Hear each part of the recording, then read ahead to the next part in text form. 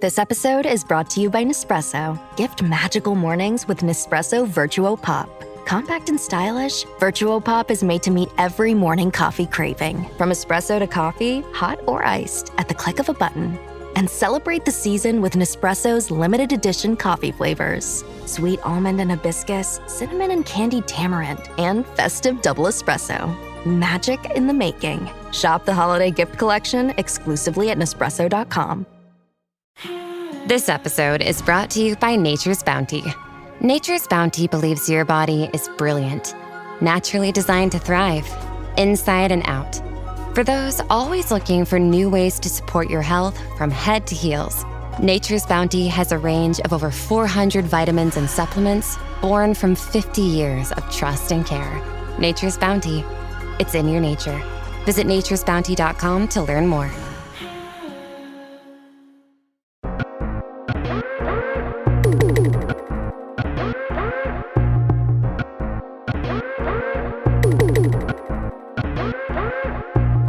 You're tuned in to your favorite pod, cause the people wanna know, is the mic still on? I'm saying.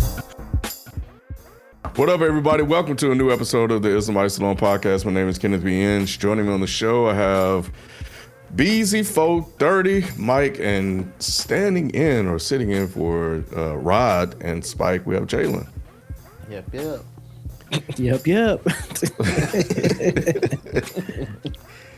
Yeah, we appreciate you guys. This will be our last show of 2026. 2025. 2025. Yeah, 2025. Damn, it's starting early. But yeah, so just FYI, shout out to Jalen for arranging this episode, because y'all almost went dry.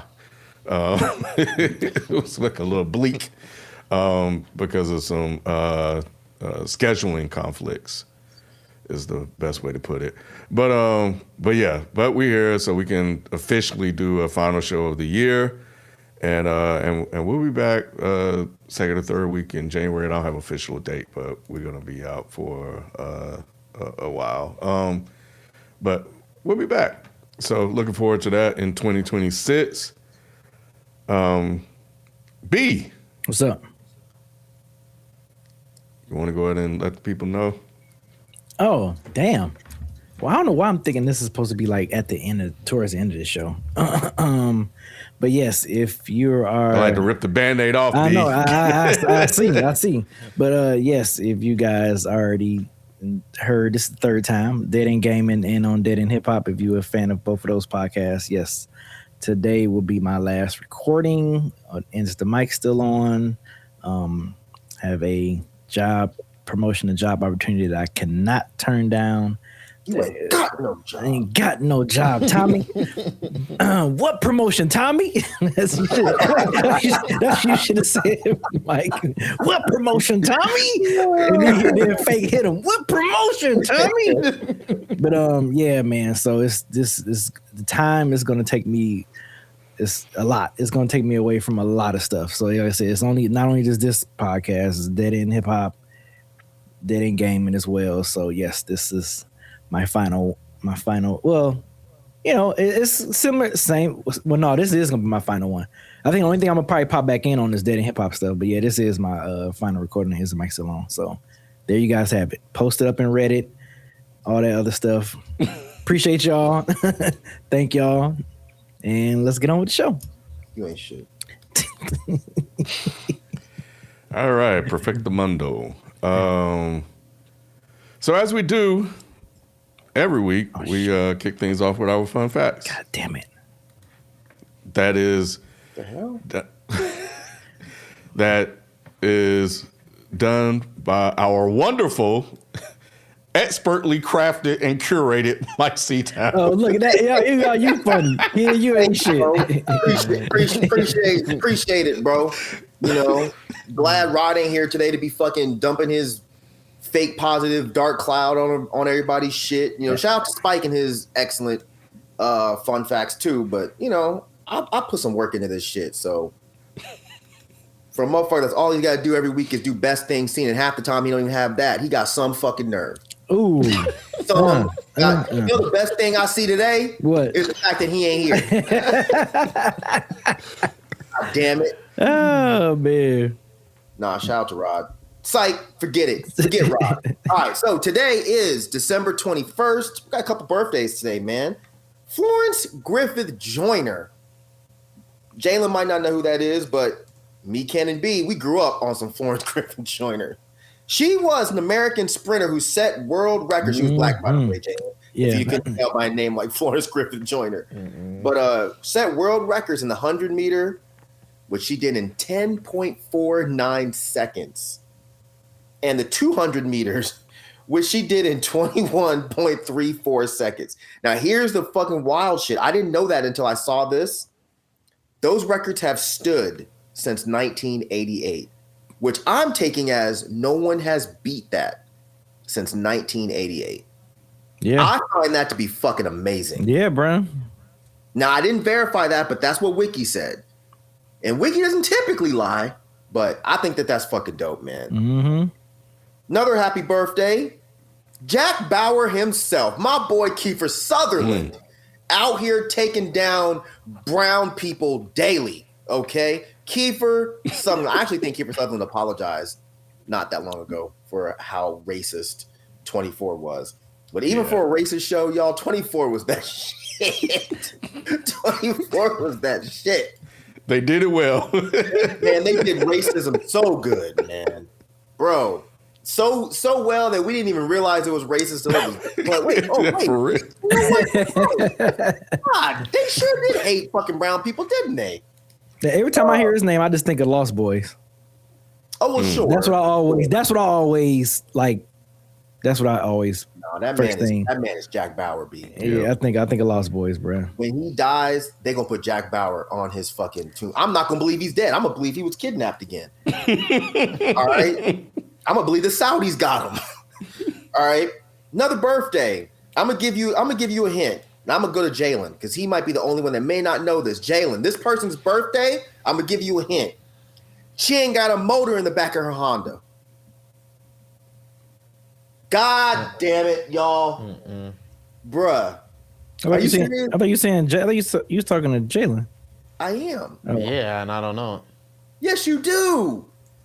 No, She ain't got a motor in the back of her Honda, Jalen. My Anaconda don't want non-electric. Bro, now I thought Sir Mix-a-Lot in my head too, but I didn't want to be a jackass. Not Sir Mix-a-Lot, the woman that ain't got a motor in the back of her Honda. I don't know. I still don't know. She can do side bends or sit-ups, Jalen. God damn it, Jane Fonda. Jesus Christ. Jane Fonda ain't got a motor in the back of her Honda. Yeah, How do you not know this? We have failed. Yeah. All of us have failed. I'm like FIFO though. Well, FIFO might not have known that, honestly. FIFO wouldn't have known that. FIFO probably wouldn't have known that. Like I can know the song, but I won't know the lyric by word from word. Is what I'm saying. So like, yeah. All right. Well, got one death today that I did want to highlight because I think this guy's amazing. Albert King died in 1992. He was an American blues musician who created a very unique string bending guitar style. You know, this is the interesting thing. He learned guitar by teaching himself. He actually made guitars out of cigar boxes. And there's like a whole genre of blues that's like cigar box blues. They made guitars out of cigar boxes. And he was a part of that. And the interesting thing is his guitar bending style was very influential on people like Stevie Ray Vaughan, Eric Clapton. The most influential as a lot of people know it from Jimi Hendrix because he did a lot of that. Yeah. So, yeah, man. Rest in peace to Albert King. Died in 1992, as I said. A couple interesting things happened today. 1937, Snow White and the Seven Dwarfs was released. Now, the reason I know, I didn't know this, but this was Walt Disney's very first feature-length animated film. Really? Was Snow White in 1937. So it wasn't like nothing involved with Mickey Mouse. Nope. You would think, about a white right? woman.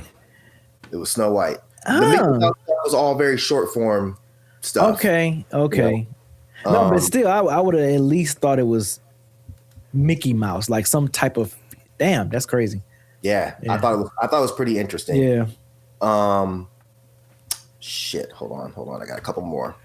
2012, PSY. I don't know if it's PSY or Psy, but Gangnam Style was released. I'm sorry, it wasn't released. Sorry, it was the first music video to hit 1 billion views on YouTube on this day. Which I didn't look, but since 2012, I don't know how many more views it's gotten, but 1 billion is insane. It's insane. Yeah, that's crazy. So just one more. But yeah, Jess, what were you about to say, B? No, just saying that's crazy. The fact that back then that it pulled off 1 billion streams. 1 billion back then. That's crazy. That is insane, man. I mean, the song was a phenomenon, man. It was, man. That shit was every fucking where. Like you couldn't hide from it. Even if you tried to hide from it, it was still finding you. Like that's how crazy it was. It was 2012 was wild because it was like, why are y'all listening to this shit? Yes. One more. 2019, Mariah Carey topped the U.S. Billboard Hot 100 with All I Want for Christmas Is You for the first time. Now, this is 25 years after I was about to say, it's been its original release. Isn't that really? Yes, 25 years after it was originally released, breaking several records, including the longest trip to #1. Now, this is wild, man. Estimated sales of over 16 million copies worldwide. It is the best-selling holiday song by a female artist and one of the best-selling physical singles in music history. I thought that was because we always talk about that every year. Right? Yeah. A fucking holiday song, and there you go. But it just hit that Billboard in 2019. That is, man, that's definitely a fun fact right there. I did not know that. Yeah, I just knew. We just always knew that it was charting because we fucking heard this shit for a month and a half every day. So yeah, that's crazy. Mm-hmm. Yeah, and they still talking about it like to this day. Year. Yeah, every year. Yep. All right, cool. Appreciate that. Anybody got a best thing seen? Yeah. I saw this best thing seen this week. I saw an 8-year-old boy post a GoFundMe for a Waffle House employee who was like his favorite waiter when he found out that he was having financial difficulties, and he raised $30,000 for him. So that was pretty dope to see. Yeah, that was a pretty dope thing to see. So yeah, that's the best thing I've seen this week. Did he get the money? Shit, if we know now. I mean, I told you what I seen. That was the best thing that I seen. You didn't see if he got it. I didn't see if he got it, but yeah. Yeah, I saw a story about this lady. I think she got fired. She was calling somebody an N-word or something like that. She got fired, and somebody did a GoFundMe for her, and she raised like $130,000. 30, man, bro. And it's quit her job and retire, she said. Stupid ass. I mean, you retire at 130 is hilarious, but you know, white folks crazy. Yeah. People are so fucking stupid. This world is crazy. I gotta step away for just 1 second. I'll be right back though. Yeah. But yeah, that's a lot of racists in the world, bro. It is. It really is, bro. I mean, at the same time, it's kind of surprising, but it's not surprising at the same time. Yeah. It's like, well, okay. I mean, it just proved that. Yeah, this shit is crazy. Like, I can't. But sometimes I'm surprised. I catch myself because I'll be like, why am I surprised at something I shouldn't be surprised at? If that makes sense, bro. Like, that shit is crazy. That shit is so crazy, man. Disbelief. Yeah, I think that's what it is. Yeah, the disbelief. It's like, no, there's no way. No freaking way. Can't be. Oh, but it is. That's America, folks. This is America. It definitely is. I just be wondering, like, who are these people?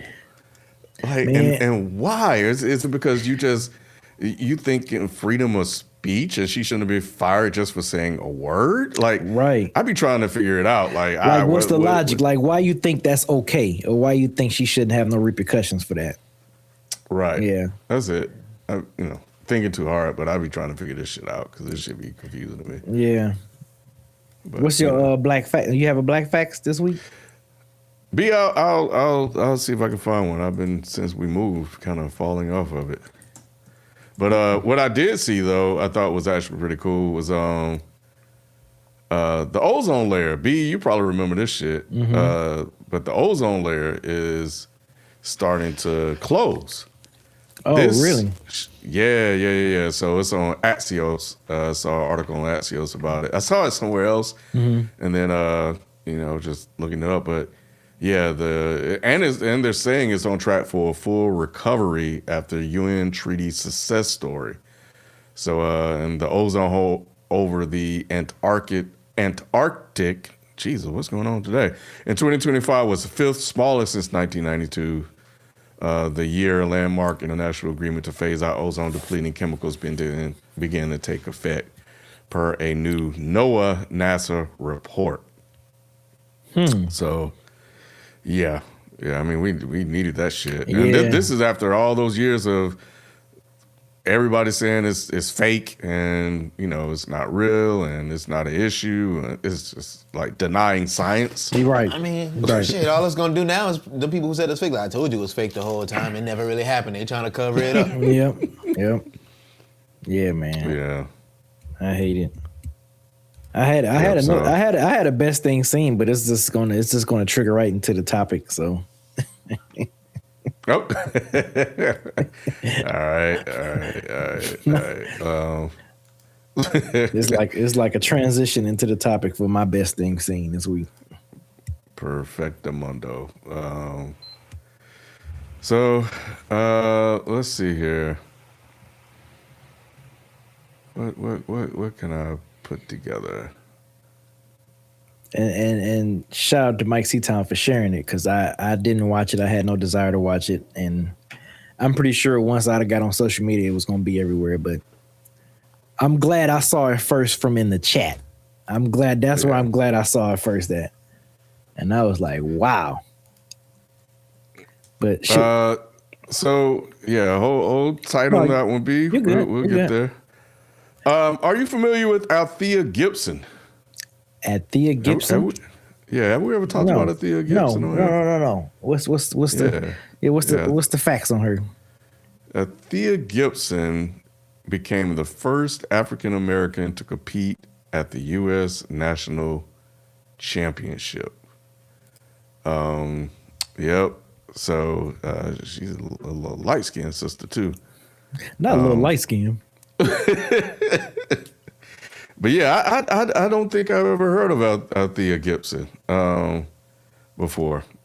But yeah, man, I think that's pretty dope. I mean, she helped pave the way, for what eventually became like the most dominant tennis player ever with Serena Williams. But yeah, she was the first black athlete to compete in a Grand Slam in 1950, the first black Grand Slam champion in 1956, a back-to-back Wimbledon champion in 57 and 58. Okay. So she was a trailblazer, boy. That name does sound familiar from grade school though, from like elementary school. Grade school. Who the hell am I? But she was putting in work. I like that. No, I wasn't familiar with that name, Ken. Yeah. So shout out to her. As they try to erase us from the history books. Of course. We're gonna try to keep her alive.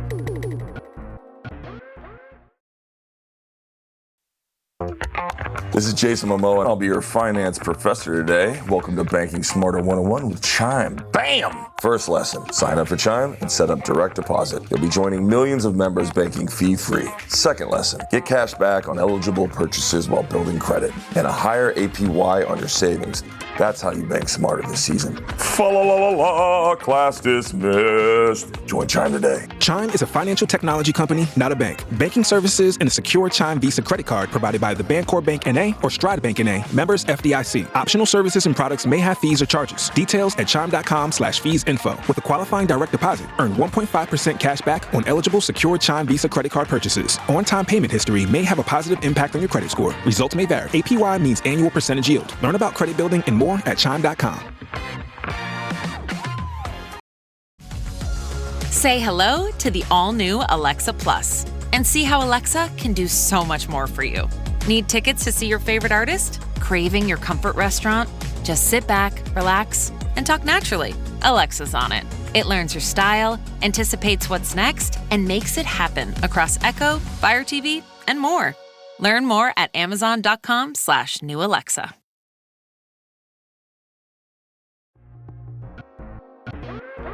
Before we get into what B was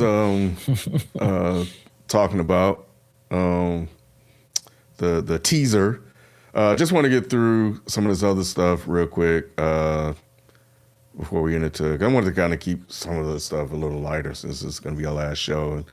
But yeah, the Epstein stuff, there was a photo dump with the Epstein stuff. I think there were a lot of people upset that and saying that they didn't release stuff. There's a particular photo missing that they want to see. I think one of the most disturbing ones that was out there was him shirtless with a child's leg in the picture. The context is missing. I don't know who that was or anything like that, but based on all of the allegations, it doesn't look well, but we still don't know because he's out. He's dead, so we don't know what was happening in that picture or what it even meant. But nevertheless, yeah. So in addition to that, because they missed the deadline, which I think was Friday, and then they started to dump some stuff. But yeah, they started heavily redacting some stuff and taking some stuff out, this, that, and the other. They had Clinton in photos. Michael Jackson was in some photos. That wasn't AI. I don't know why some of this shit. That's AI, man. Yeah. That's what was reported. Are you sure? I did too. I'm gonna look too because I thought it was real too because it was reported by NBC. No, I'm bullshit. I don't know. Oh, okay. Oh, okay. And You said it was reported by NBC. It was reported by NBC. yeah, Right? it was reported by legit news sources. Okay. So I'm pretty sure Okay. it's real. Okay. Like that's a surprise. Of course, Michael Jackson was there. It ain't. Yeah, it ain't a surprise. It really ain't. Oh, you know what? Not Mike. He said, wait. There's an island full of them? Dangerous. It's a treasure island? You mean I can go there? It's Neverland? It's real Neverland? I'm going. He said there's an island full of them. His ass That's couldn't fucked up. wait. Nah, it's fucked up that he was there. It's fucked up that he was there. Nasty ass. Motherfucker was probably performing and shit. And me and Mike been on it. He did that shit. You know he did that shit. He did that shit, bro. Y'all can still love him, but he did that shit. This man said the thing about my baby, it don't matter if she's black or white. My baby. That motherfucker was on that island talking to them goddamn kids. Nasty bastard. Oh man. But yeah, so yeah, all of that stuff got released. It was something else. I'm just sad about Noam Chomsky being there. So with all of these, I mean, it's not okay. So we know the pictures aren't allegations of wrongdoing or proof of wrongdoing, but like, is it surprising to see certain folks there? If they didn't know? They knew. Yeah, nobody's surprised. Anybody can pop up in it and I wouldn't be surprised. You weren't surprised about Noam Chomsky? I don't think a celebrity could surprise me at this point. But he's not like a regular celebrity. It would be like if there's certain people that would surprise me, I wouldn't have a problem letting them go. But if if Bernie Sanders was there, I'd be surprised. Yeah, that's definitely definitely surprised. Yeah, was like, why are you there? But Bill Clinton, of course, yeah, we were like that, of course. I'm waiting for Steve Harvey ass to show up.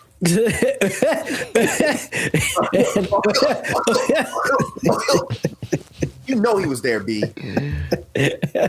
You know his ass was there with his fake teeth, and hair. Fucking hairline. You know he was there.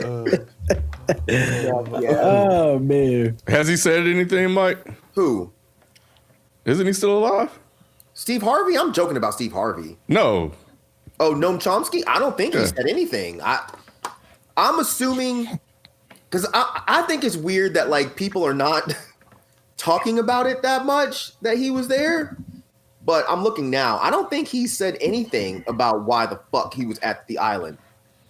Oh wait, okay. So there are articles. Does it say he's on the island? 'Cause again, I didn't care enough because I saw that files were redacted, so I didn't care enough to really look because I know they were painting a picture of what they wanted to paint a picture of. So I'm like, I'll wait to really dive into it. Sure. But did pictures of him on the island or just with Epstein? Because I'm not trying to give them like a scapegoat or anything. There's a difference of like, I popped up and we were at an event together. You know what I'm saying? Compared to we were actually hanging out all the time. Like those are different. So what I saw, and you're right, Jalen. You're 100% right. Being on the island is different than you were at a public event and Epstein took a photo with you. You're right. Mm-hmm. But they were saying that there were also emails that were going on with them. So I am still. I know this is some fucking bootlickery bullshit. I'm still holding out hope that there is a valid reason for him having pictures with Epstein and exchanging emails. So I'm going to put Noam Chomsky in the bucket of you are probably on some fuck shit, but hopefully not. Bill Clinton, you were on some fuck shit. And you get no benefit of the doubt. We said that before even pictures came out. We were just like, yeah, but I bet you Clinton there. Like we know Clinton there. And the funniest thing about Republicans is they're like, they really think we care. They're like, oh, your boy was there. Bill Clinton was never my boy. Like, lock his ass up, hang him. I don't give a fuck what you do to Bill Clinton. Yep. Yeah, I think they had one with Diana Ross, Mick Jagger. Wait. Diana Ross. Diana Ross? I didn't see that. Uh-huh. Mm-hmm. That's why I thought it was AI because it had Michael Jackson and Diana in it. He did call her Dirty Diana, bro. He called her Dirty Diana. Yeah, I saw the Chris Tucker one. I saw that photo. Yeah. That doesn't surprise me. So who else? I might have missed a couple. Mick Jagger completely makes sense. Yes. Yeah. That seemed like that's on par right there. Mick Jagger. But yeah, it's interesting because I think that, and it may actually work, but it's almost like the Republicans want to put a bunch of Democrats out there, like the people that care about the Epstein Files would, be upset that the Democrats were there. I don't think that they really care. They want to know who all there and who all to, scratch off their list. They just, they just want the truth. So if it's people on the Democratic side there or celebrities, I think most people that's care about these files in that way, they don't give a fuck or be upset that it's Clinton. They were like, all right, that makes sense. So what? Like, it's not a got you moment. It's like, oh, you guys talking about Trump, Trump this, Trump that. Mm-hmm. Look, your boy was there too. It's like, all right. Okay. we know all these motherfuckers are pervs. So okay, too. Right. Yeah, so big deal. So yeah. Anyway, they're still playing game. TBD. We'll see how it all unfolds as we move forward. So yeah, but all I know is they are not letting that shit go. So I don't know how they're gonna deal with this moving into the new year. Just like I don't know how they're gonna deal with this healthcare shit. So the subsidies expire for the ACA, and premiums are going to go up. They tried every single thing that they could. Politicians on the left and a couple on the right who tried to partner with politicians on the left tried to force a vote and all kind of stuff, but no dice. So the ACA premiums will go up next year. The Republicans continue to discuss alternatives, a plan, concepts of a plan, if you may. But for all intents and purposes, nothing is going to get done. They continue to, more specifically Trump, keeps saying, oh, we want to take the money out of the insurance companies, bank accounts and give it to the people for HSAs, health savings account, et cetera, et cetera. So just teasing a lot of folks with the prospect of getting actual money handed to them, which is what he's been doing with the tariffs, just to kind of keep people at bay. But when those premiums go up and that money start coming out their pocket, they ain't gonna care about that shit. So right, yeah. So yeah, man. So this is definitely poised to have a pretty significant impact next year on a lot of folks in a country now that's struggling, even with the data coming out recently showing that inflation isn't as bad as they thought it would be. I think they were projecting 3.1 and it landed at 2.7. You know, the fact is it's impacting a lot of people with rising costs. So yeah, no healthcare deal. Anybody got any thoughts on that? Just wanted to do an update on that. I mean, people just gonna suffer. I mean, and again, it just sucks because the Democrats that gave in, they had the opportunity to make this, like, make sure a change would happen before the end of the year, and they really just gave in for bullshit. They just suckers, man. That's really what it is at the end of the day. Like, and it sucks because the Republicans been screaming about Obamacare for over a decade now, about how it needs to be repealed and replaced. And you have no fucking plan. You've never had a plan. Concept of a plan. Yeah, so, and it's just, it sucks that y'all, and now you know that they're politically trying to say, well, Obamacare has been bad for years, and they knew, and the Democrats knew these subsidies were going to expire at the end of this year. Nigga, y'all are both in the same Congress, so stop trying to flip it on the other side. Like, no. It just sucks, man. People have to suffer because people want to play political games, and that's bullshit. I wonder how long they're going to continue to hide behind the names of Obama and Biden to make people think that shit is not their fault. But the Biden stuff will stop. The Obama stuff won't stop because nobody champions Joe Biden. And they're going to realize that at some point. There's no benefit to being like, well, Joe Biden did this, Joe Biden did that. We don't care. Fuck Joe Biden. The Obama stuff is going to go on forever because people refuse to accept that Obama did anything wrong, and any kind of slander against Obama is going to be, not tolerated. And people still consider Obama to be the best president we've ever had. I mean, it's not a high bar, Mike. I mean, what's not? To be the best president ever. So I mean, it's not for people that are politically inclined, but for those that are not, it's a pretty high bar because you got Abraham Lincoln, bro. He freed us, man. It's hard to beat Abe Lincoln, man. You wouldn't even be on this podcast if it wasn't for him, boy. But I think it's not a high bar. Yeah, I mean that's what I'm saying. So even if you really compare presidents, I mean,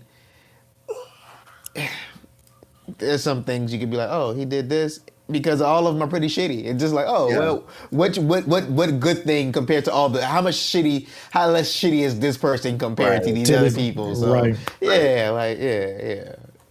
But Trump hates that people still look at Obama as the best president. He hates that, especially the fact that he's a fucking N-word. Right. That burnt living rent free, man. I'm telling you, Obama lives rent free in Trump's head, bro. Rent free according to Trump, because right.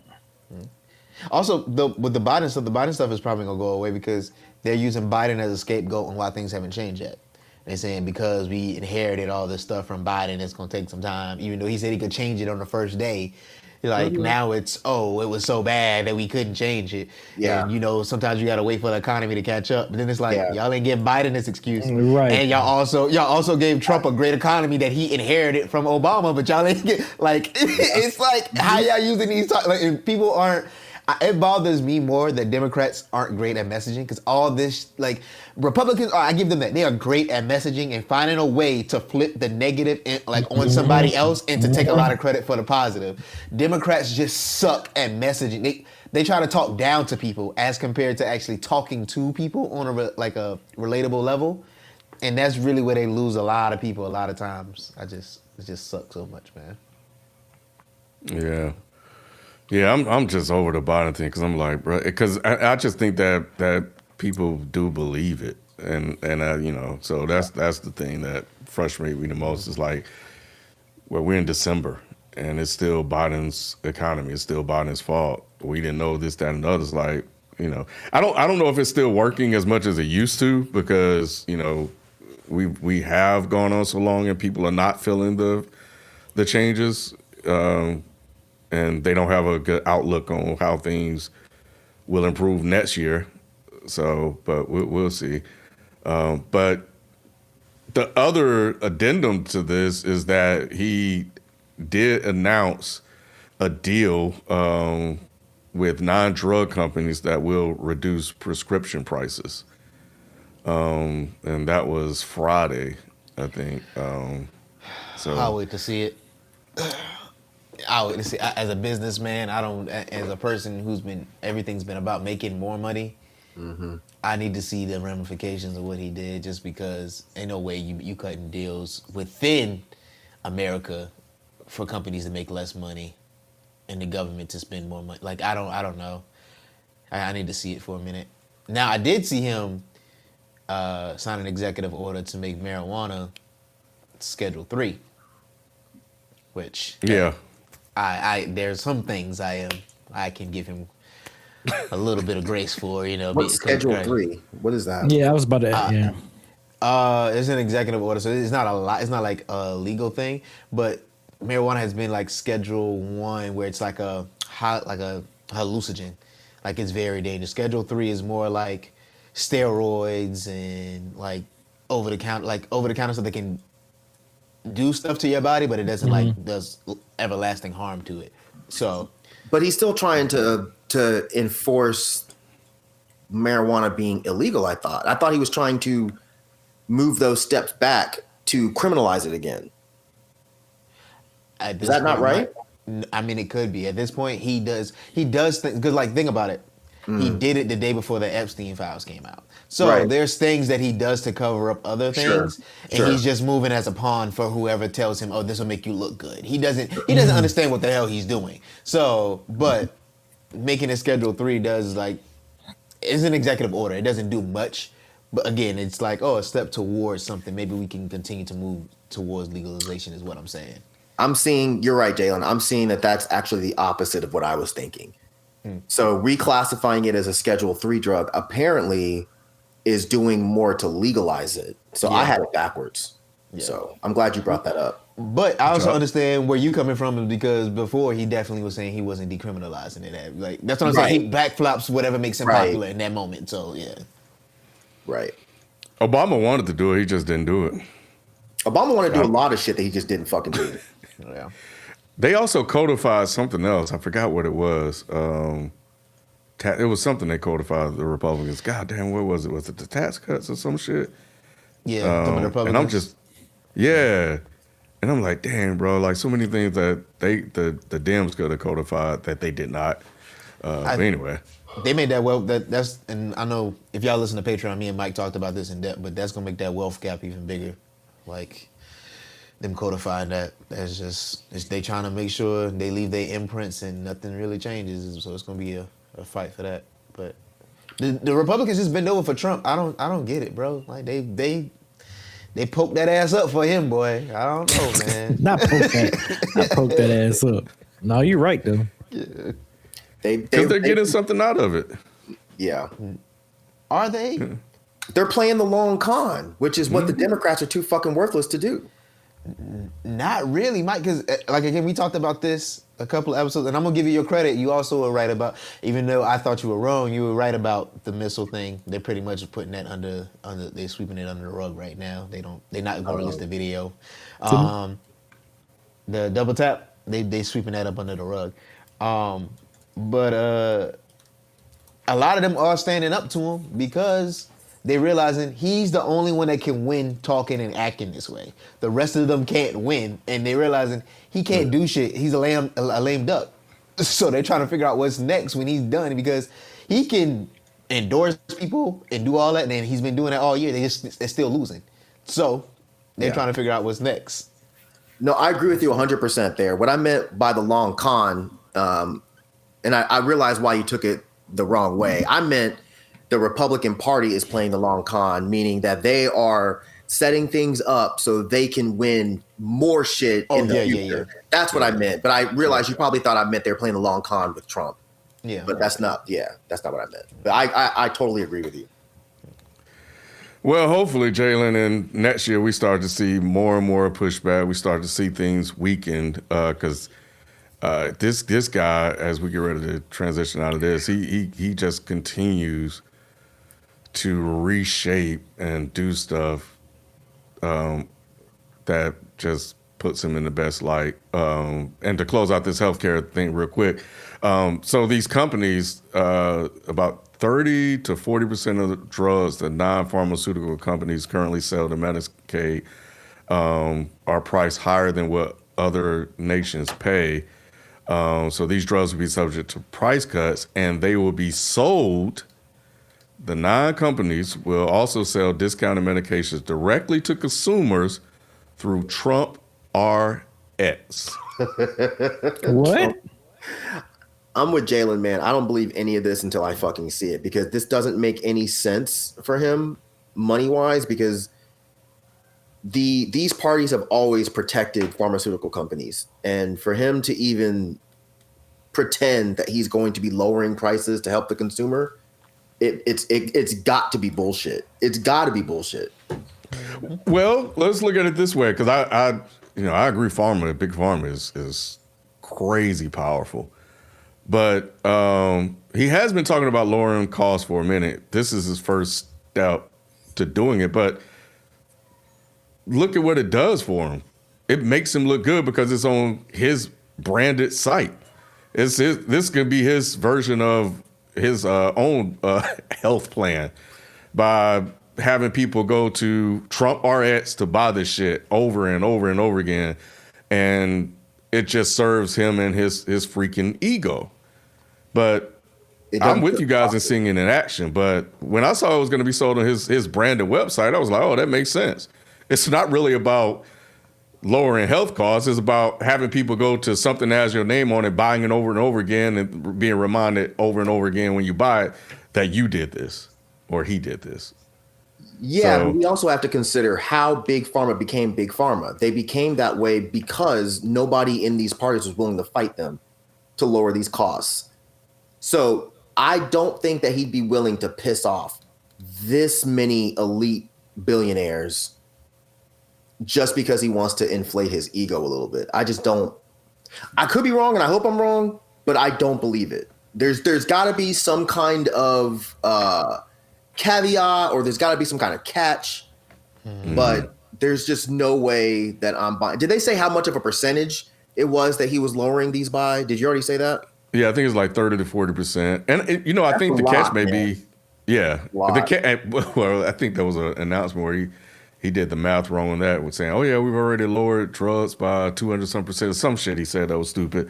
But it also depends on what drugs are being discounted. So I think that could be the catch, Mike. Yeah. It's like out of all the drugs that they're selling, it's only like 2 that are being discounted. It's like allergy drugs or something, or fucking shit that people don't give a fuck about. But cancer drugs, nope.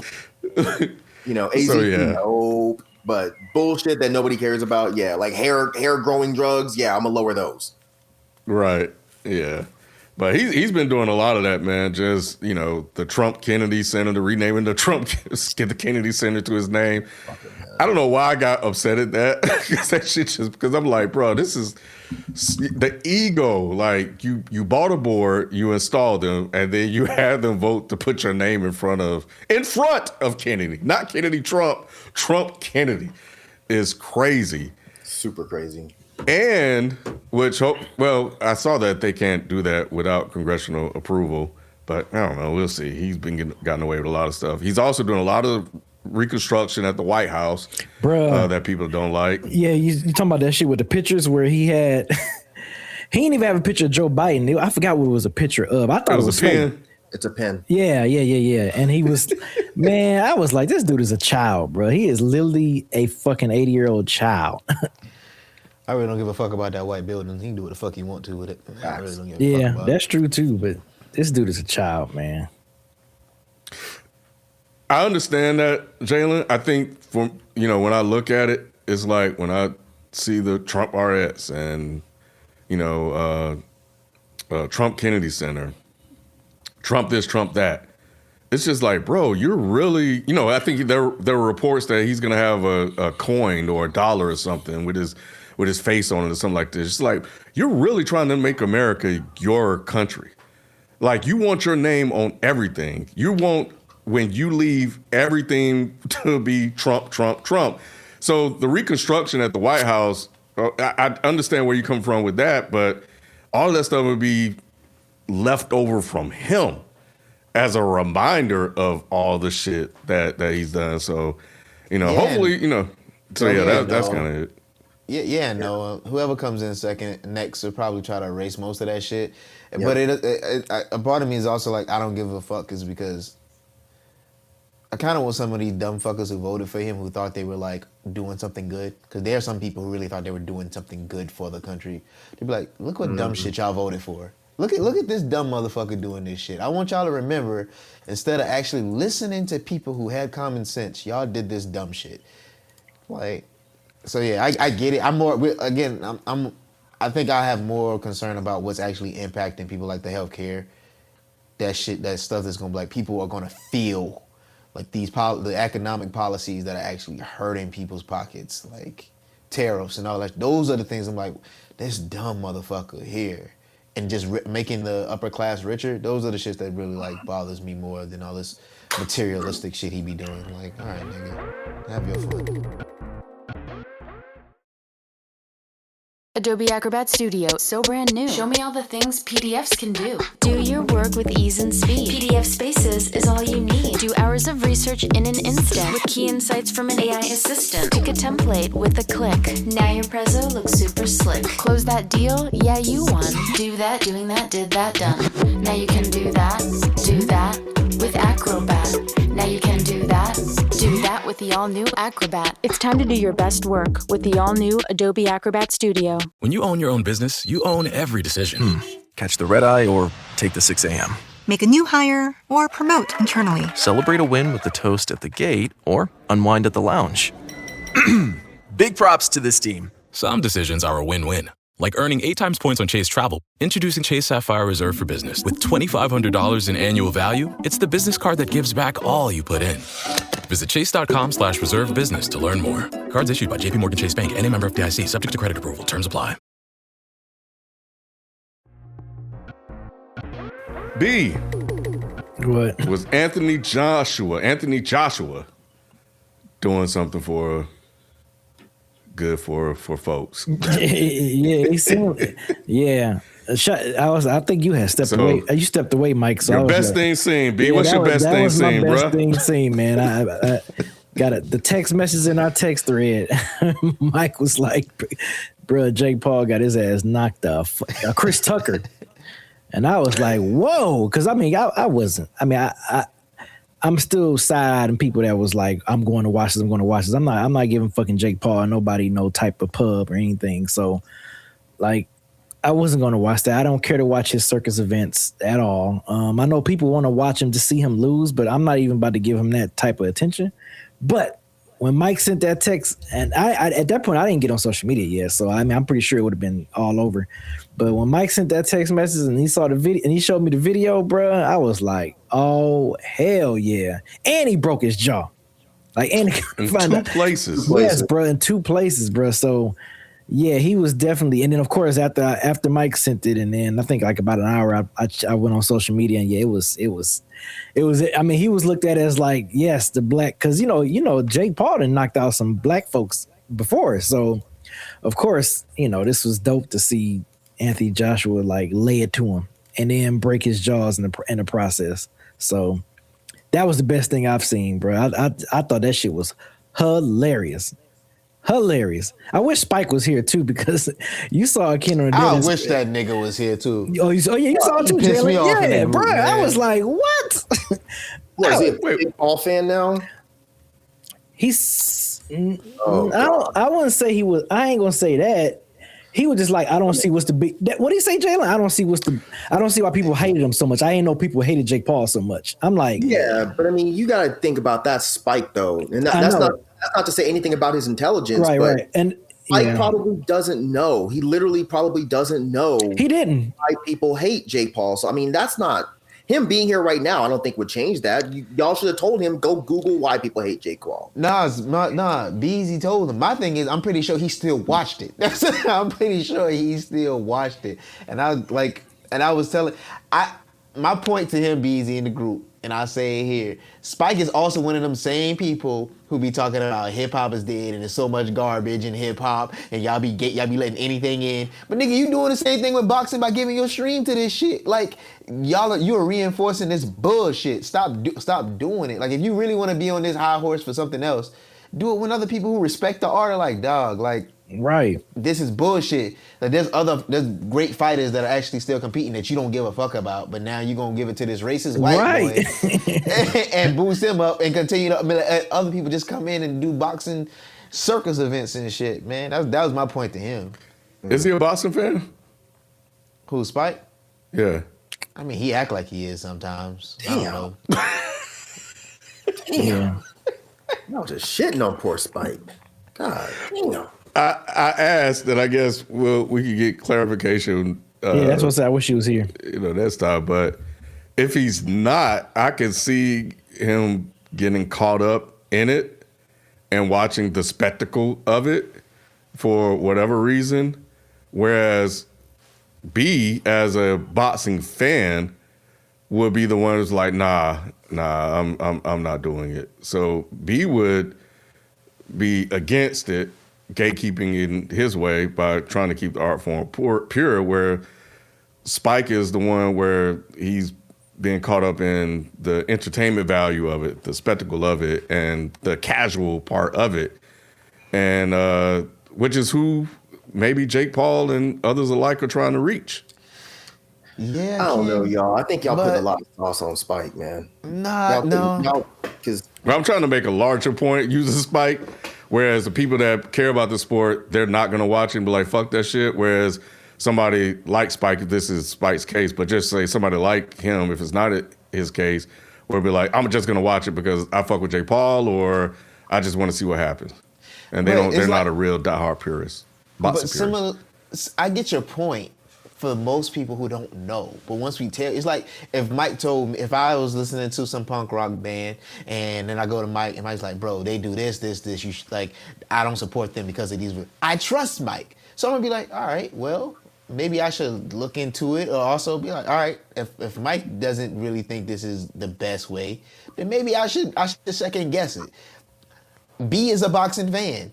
I am also a person who casually cares about, like, just people respecting boxing because I boxed. We told you. I can't really give him too much grace after that. It's just like, all right, if you did it, cool, whatever. But it's like, nah, you knew, you actively chose that. Oh, I rather get the enjoyment out of this than what it could potentially do to the sport of boxing. But that's kind of what I'm getting at when I say that y'all are putting a little too much spice on Spike, because I would expect Spike to care. Like, in that conversation, I would tell you, Jalen, don't support this band because there's a guy in there that's a fucking sexual abuser, because I think you would care.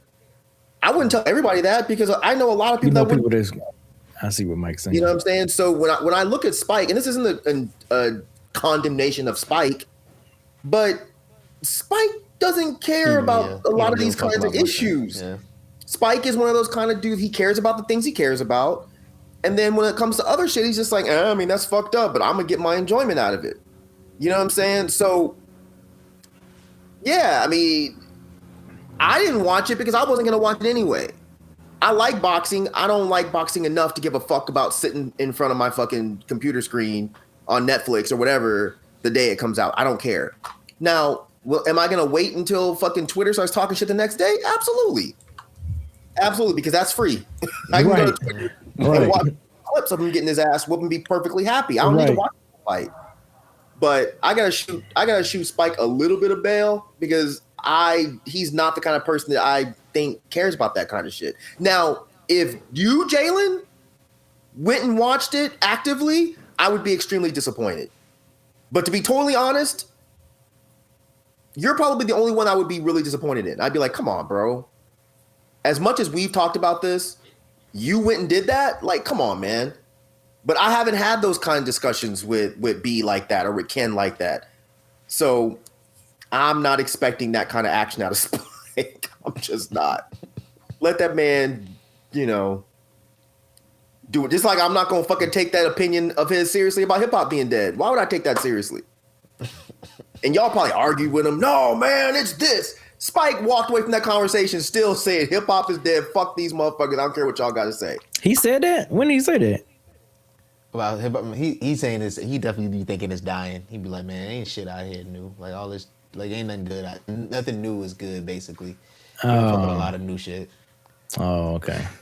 So the other conversation around this thing was about whether or not Anthony Joshua was like, F that contract, I'm gonna knock his ass out regardless. Any confirmation on that, or that was just fun talk? Speculation. Yeah. Like I said, I was hearing rumors that he was supposed to go easy. But you know, like I said, I don't know if he just was once he got in there and was just like, nah, fuck this dude, and went ham. Hey, I'm here for it.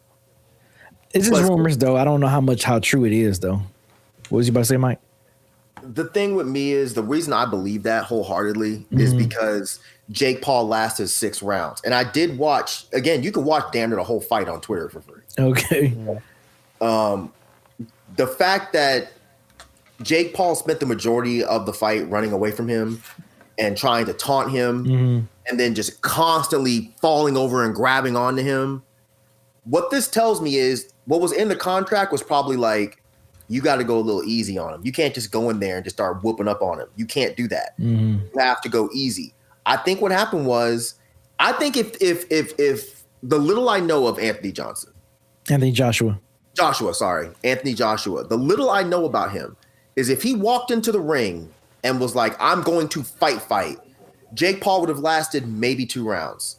Not even, I see maybe. He wouldn't even last that first round. Maybe 2 rounds. Jake Paul would not have lasted 6 fucking rounds if there was not something in play that said you have to let him last at least a few rounds. And then even the last round when he actually knocked him on his ass, I don't think he was really putting it to him like that. It's just that Jake Paul is not built to take hits from a dude like this. That's it. He's not built to take hits. Mike Tyson wasn't hitting him.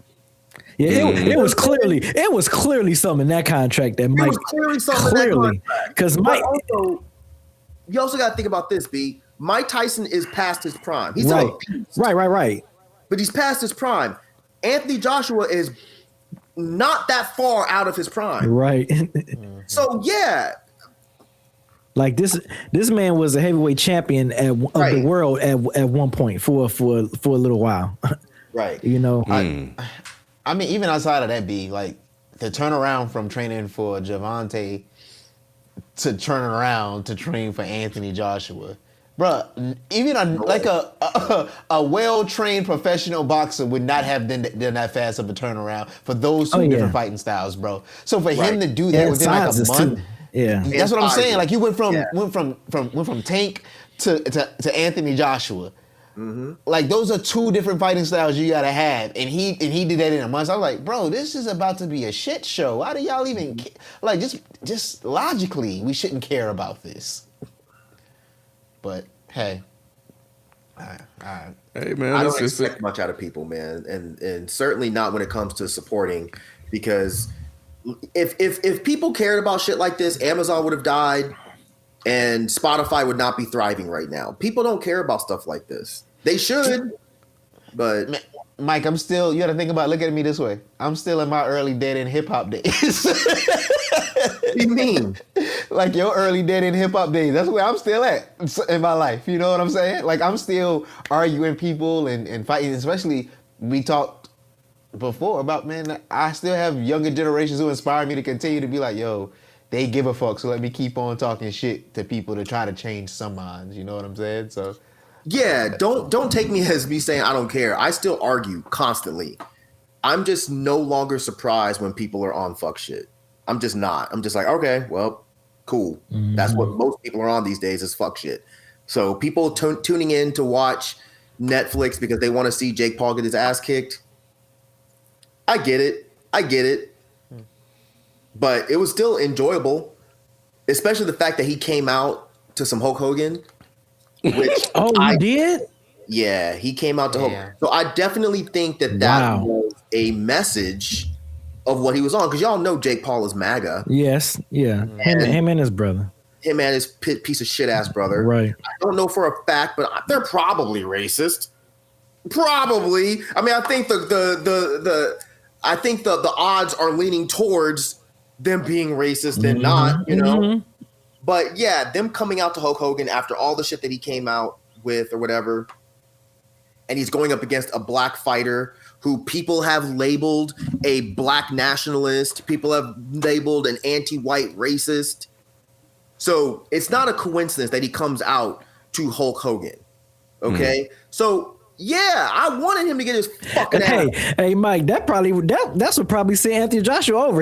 Once he came out to that, he probably was like, "Oh yeah, fuck that contract." He was like, "Fuck that contract." This dude about to get these hands real quick. Let me throw another conspiracy at you, B. I don't even know that Anthony Johnson had to say "fuck the contract," because I do think that there is a benefit to Jake Paul getting his ass whooped in this fight. Because now what they'll say is, see, we told you guys he wasn't rigging his fights. See, we told you that he's just that good and he got to this point. And there's a lot of people now that are saying this shit about, I respect that Jake Paul went in there and did this. He didn't have to do this. There's a benefit for all of it. Yeah. And the fact that he made a lot of money and all that shit or whatever. Yeah. He made a shitload of money, but if we're looking at it on face value, MAGA fucking lost this weekend. He got his ass whooped. Andrew Tate, bitch ass got his ass whooped. So MAGA fucking lost this weekend. So wait, who got their ass whooped? Andrew Tate got his ass whooped by a dude that can't fight. I'm sorry. I missed this. He can beat my ass for sure. But when I'm watching Andrew Tate and this dude, I forget his name. He has like 3 names. It was a pathetic fight. Like the dude was just swinging at the fucking air, and Andrew Tate just got beat down. Oh, this was a real fight. How was he swinging, Mike? A boxing match, bro. You saw him fighting. B. He was fighting like a fucking a kid on the fucking preschool that just got his box. But Mike, why he caught him with a cool uppercut? No, twice. He was like, He caught him with a clean uppercut with that wild ass head, that wild ass swing, bro. Oh my god, man, that shit was crazy. Again, he could beat the living shit out of me for sure. But when I'm looking at 2 supposedly like professional fighters, get the fuck out of here. That shit was ridiculous. That video one of y'all put in the Mike Stallone chat of all those of the fight. It was like the takedowns. It's just like, Rob put that in when he was tackling his legs all the time. Jake Paul fight though.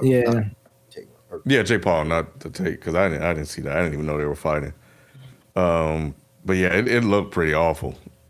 Yeah, so.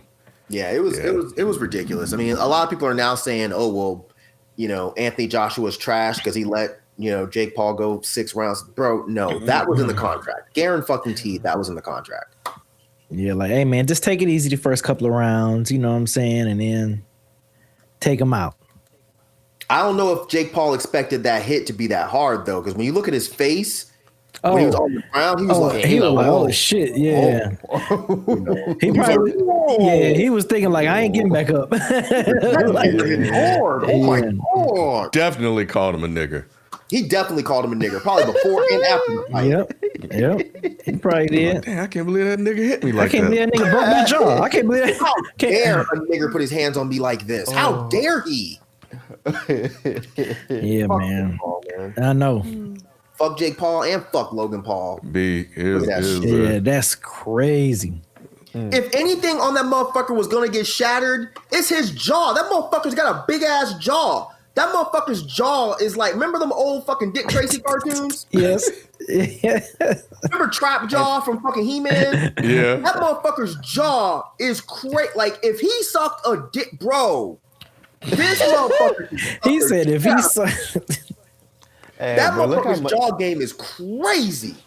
yeah, that's that space places, from I where the think he bone put and the this nose on. at into where That's the what? nose at is crazy too. The space from where the bone That's is what I'm at saying. and where his nose at is crazy. That's a That's whole what lot I'm of space. saying, bro. All this food. that is a lot of space. That is a lot of space, Jalen. Damn. I swear that dude could take 3 dicks up at the same time. Don't look how much space that is. Y'all remember Ghostbusters when fucking Slimer had all them fucking hot dogs in his Yes, mouth? yes. That's Jake Jake could do Paul. that with the fucking some black.com dicks, okay? All right? I don't give a fuck. Spike Lucky ain't here because I'd be going even harder. No Paul. but Jake Paul got them paws, didn't he, boy? Bah! Yeah, he did, man. He caught him with it. He caught him with it. Oh, Lord. That was a great right hand, man. That was such a clean, straight right. Super clean. Oh man, that was so clean. Man, oh yeah. It was lovely to watch, but it's gonna legitimize Jake Paul. Because Jake Paul said during his ending speech, he said, I'm gonna come back and keep winning. And he will. Oh, because people gonna support this shit, man. Because people are gonna say, oh well shit, he must be legitimate because look, he got beat up and he got his jaw broken. Oh my God. I don't even know if I believe his jaw was broken, if I'm being honest. I don't even know if I believe that.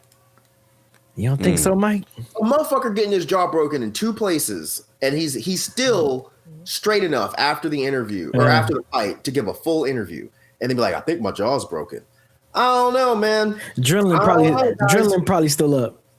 You're probably right, B. I'm sure I'm being a dumbass, ignorant conspiracy theorist, but I just wouldn't be surprised later on if they came out that like all that shit was fake. I don't know. But you're probably right. Broke here and then I guess somewhere on the side. Yeah, so that probably broke Probably what? early and he just kept fighting. Yeah, the adrenaline, man. That adrenaline. Yeah.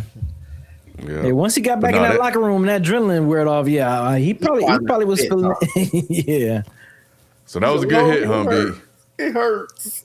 Ooh, it hurted me. Ooh, he hurt it. So that was a good hit, Humpy. Yeah, that was a clean straight right. That shit was clean. That shit at all, bro. You what? I don't miss that shit at all. Oh, boxing. Yeah. Bro, I looked at my gloves like 3 weeks ago. Yeah, it's all fun and games. It's like training is cool. Even sparring can be a little fun sometimes. Because you got the headgear on. You take that headgear off, boy, that shit ain't fun at all, boy. You got hit like that before, Jalen? Boxing? Hell yeah, nigga. You think you get in the boxing ring and you just gonna be great the first time you start boxing? Hell no. Street fighting and boxing are 2 totally different things. And Jalen don't like neither one. He told y'all about that fight. That's messed up, Mike. That's messed. Hey, listen, man. That's for patrons, Mike. That's messed up, Mike. Hey, man. I'm gonna let Mike live on his joke, man. You know what I'm saying? Hey, we've all lost fights, Jalen. I just don't talk about them. I know. That's what I'm saying. You talk as much as you fought, and I'm like, I know you ain't win every single one of them fights. That's why I just let you live on your joke. I'm like, all right, cool, bro. But even then, I don't. Again, he said, y'all. Never mind. Y'all gotta go listen to Patreon. Just go listen to Patreon. I'll tell y'all some stories one day about me losing a couple fights, man. Not today though. But I'm with you, Jalen. That was exactly why I stopped with the kickboxing because I was like, I just don't like getting hit, man. Yeah. I'd rather take something that has me avoid getting hit. I don't like getting hit in the face. Yeah. It's cool to train. The training is all, you be like, oh yeah, man, like I look great. Like I feel great. Mm-hmm. And sparring, you be feel like, cause you can take the hit with the headgear on. And when they be like, all right, take headgear off, let's get it. Yeah. Like, oh, hell no, I ain't doing this, bro. Make that Jake Paul face. Yeah.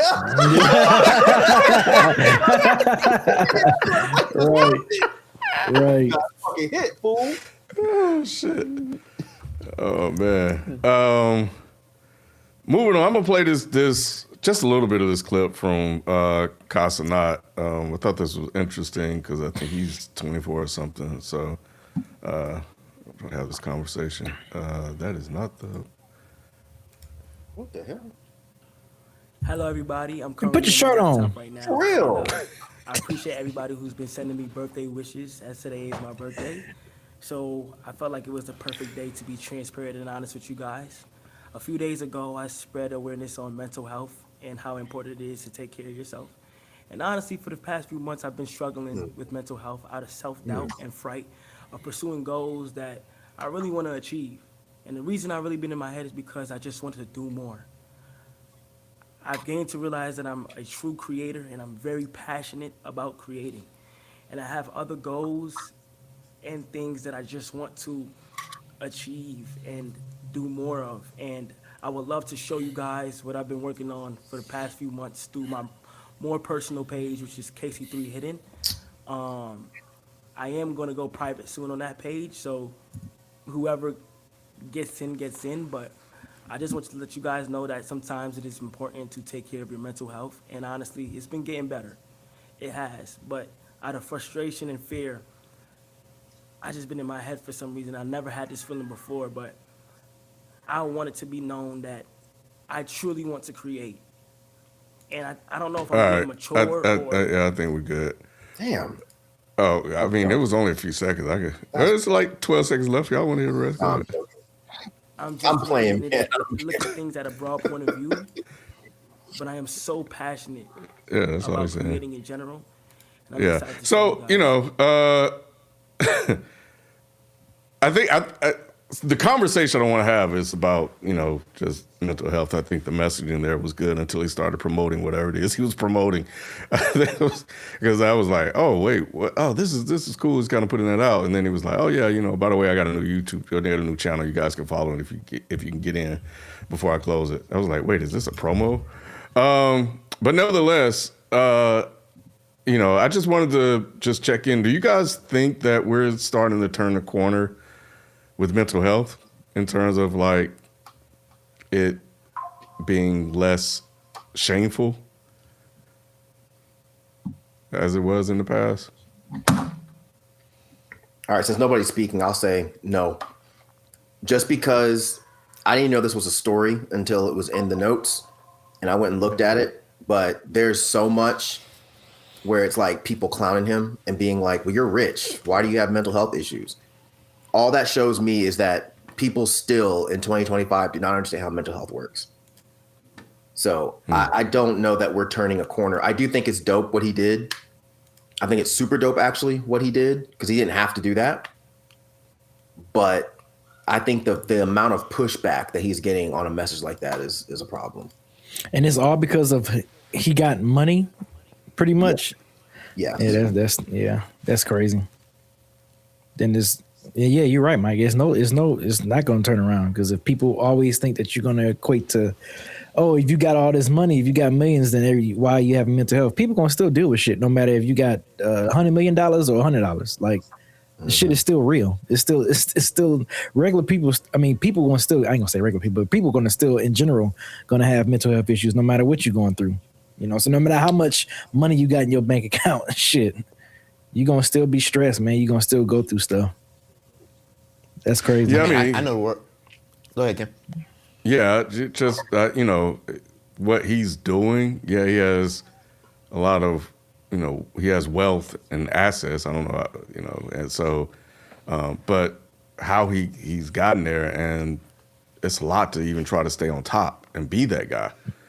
So maybe that's where the pressure is coming from. He's just trying to be transparent and let people know about that, and they're being surface level and looking at it like, bro, you got all that money. Like, you don't have to deal with the shit that I'm dealing with. Like, and, in terms of like maybe paying bills or healthcare or whatever. It's just like there's one thing removed from you that you don't have to worry about. And you're sitting here talking about, I'm struggling with mental health. Like, I don't get it. So yeah, it's a very surface level, elementary way of looking at it. But I think it's dope what he did. And it was, hopefully people would have received it and be willing to be open to their struggles, or, walk away with their own. And maybe there were people that I'm sure there were some that did, that were, maybe it's the loud, what they call it, the loud minority, Mike. Yeah. that are being vocal about it or trolling or making jokes, you know. So I hope that that's the case. Yeah, for him to have a huge following, and I know he got a lot of young people that follow him too. So I think that is dope for him to put that message out there. Kind of like to let them know, like, hey, you're not alone. Like, yes, I'm. I had these situations too. I had these feelings too. I'm going through what I'm going through. So I think from that standpoint, that's really dope for him to talk about that. I mean, overall, like, mental health isn't really taking a turn. I think there is more visible, but there are definitely people who still don't give a fuck about it. And there's also people who weaponize it, but I don't think that's as high as people make it seem. But there are a lot of people who weaponize it, especially when they get caught up in shit. Like, oh man, I want mental health, and it's like because people know more about it, they weaponize it. And so it's a push and a pull for me too, as a person who's been diagnosed with ADHD and depression. I think a lot of people use mental health as an excuse as compared to an explanation sometimes. Mm-hmm. And that's what makes it hard for the people who are really struggling with mental health. In this case, with Kai, I appreciate him for doing it. I just wish the ending of it didn't have to deal with like what he had coming up with his page and like what he had coming up in the future. But I also understand why he did it. I wish the messaging was a little bit better towards the end of it. But I'm also empathetic when recognizing when you probably have you're just probably becoming aware that mental health is actually impacting you. You don't really know what to do at that point. So for me, it's like a push and a pull with his messaging, but I don't think we're making a turn. Because if we were truly making a turn, legislation would change a lot. Like, there's a lot of things we would invest more into people's mental health that would change a whole lot of things around us, but we don't do that. So, yeah, I'm kind of... Yeah, I don't know enough about Kai Cenat to understand even what it is that he's doing.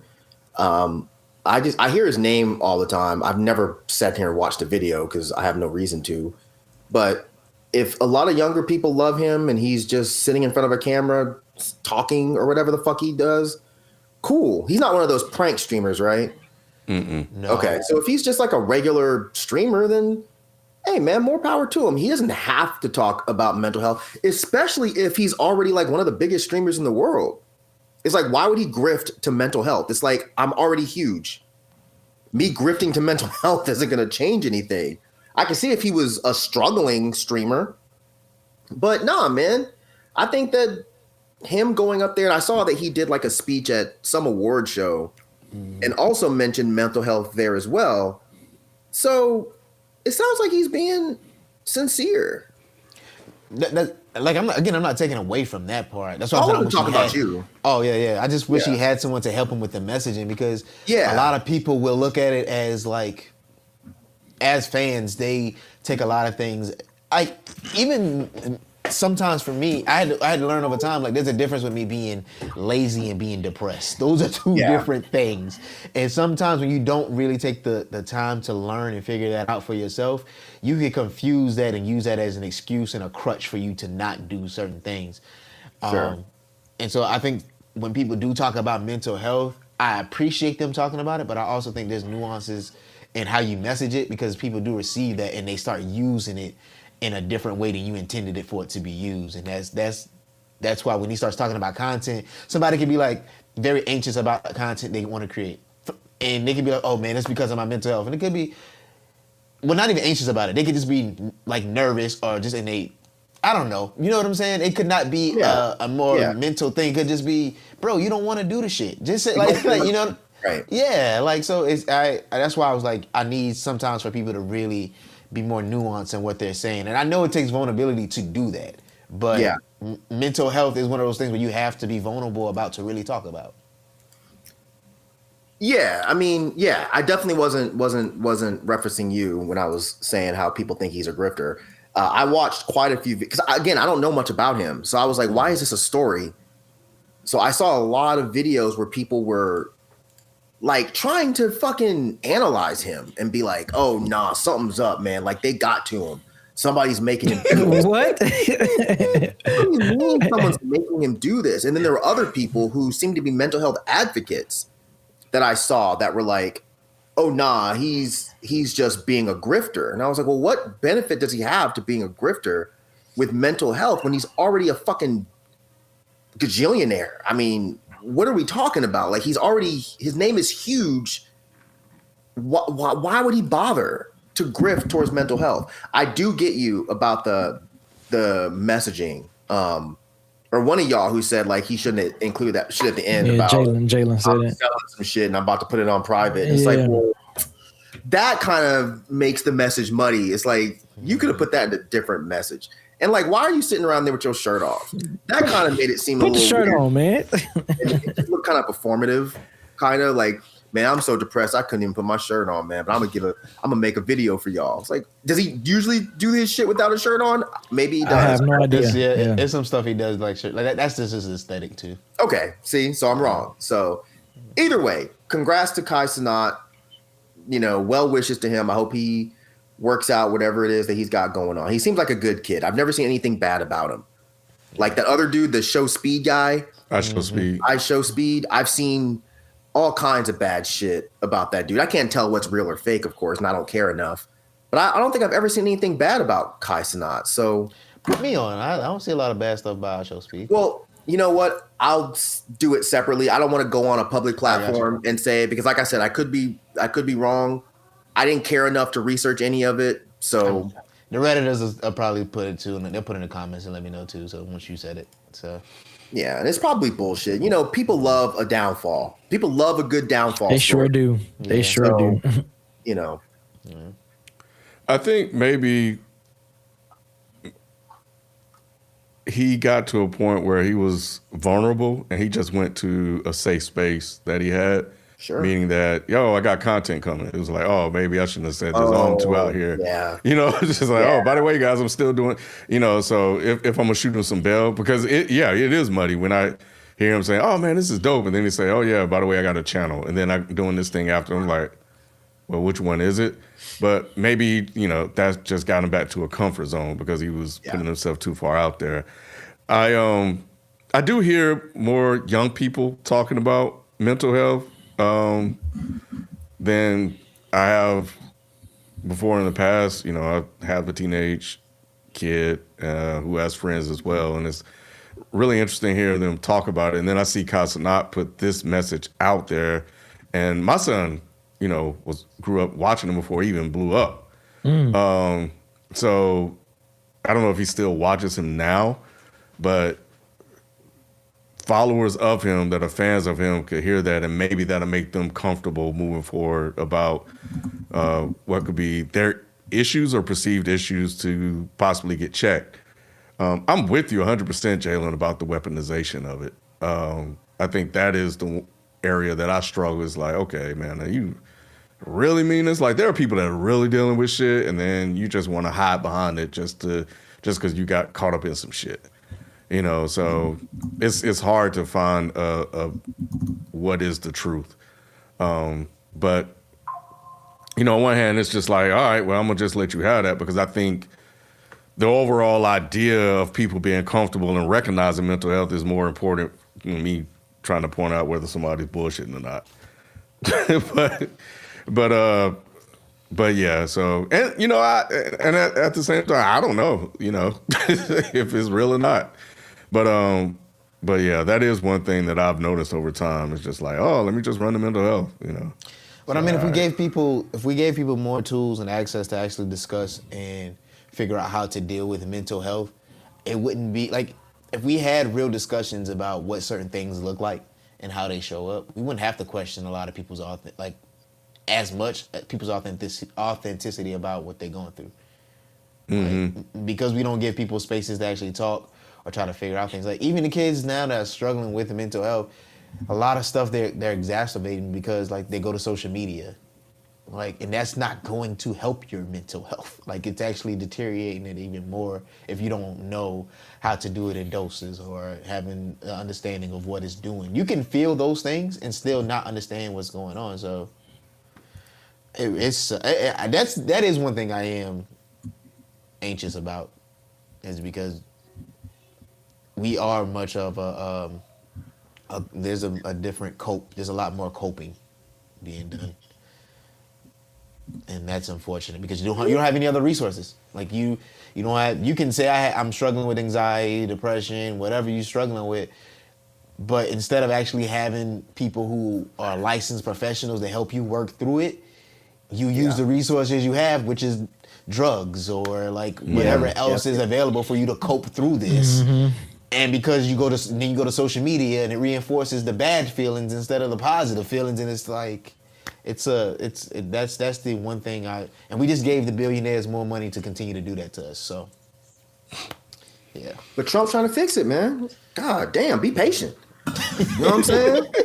Trump RX, bro. 2028. Trump RX.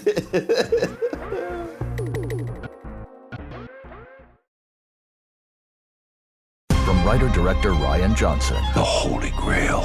A perfectly impossible crime. Wake Up Dead Man has critics singing its praises. God help me. Anything else? It's a deliciously entertaining mystery. That's nice. It's certified fresh. It's a miracle. Okay, you're freaking me out now. It's the best Knives Out movie yet. This case is solvable, right? Oh, you'll see. It's fun. Wake Up Dead Man, a Knives Out mystery starring Daniel Craig. Now playing on Netflix. ¿Hablas español? Sprichst du Deutsch? If you used Babbel, you would. Babbel's conversation-based techniques teaches you useful words and phrases to get you speaking quickly about the things you actually talk about in the real world, with lessons handcrafted by over 200 language experts and voiced by real native speakers. Babbel is like having a private tutor in your pocket. Start speaking with Babbel today. Get up to 55% off your Babbel subscription right now at babbel.com/Spotify, spelled BABBEL.com/Spotify. Rules and restrictions may apply. This episode is brought to you by eBay. Buying parts for your car? You'll know that will it work feeling. But on eBay, buying parts is different. eBay's free returns means if it doesn't fit, or if it isn't what you expected, you just print a label, drop it off, and get your refund fast. No haggling, no stress, and at least 30 days to return any eligible item. Millions of parts, free returns. eBay. Things people love. Eligible items only. Exclusions apply.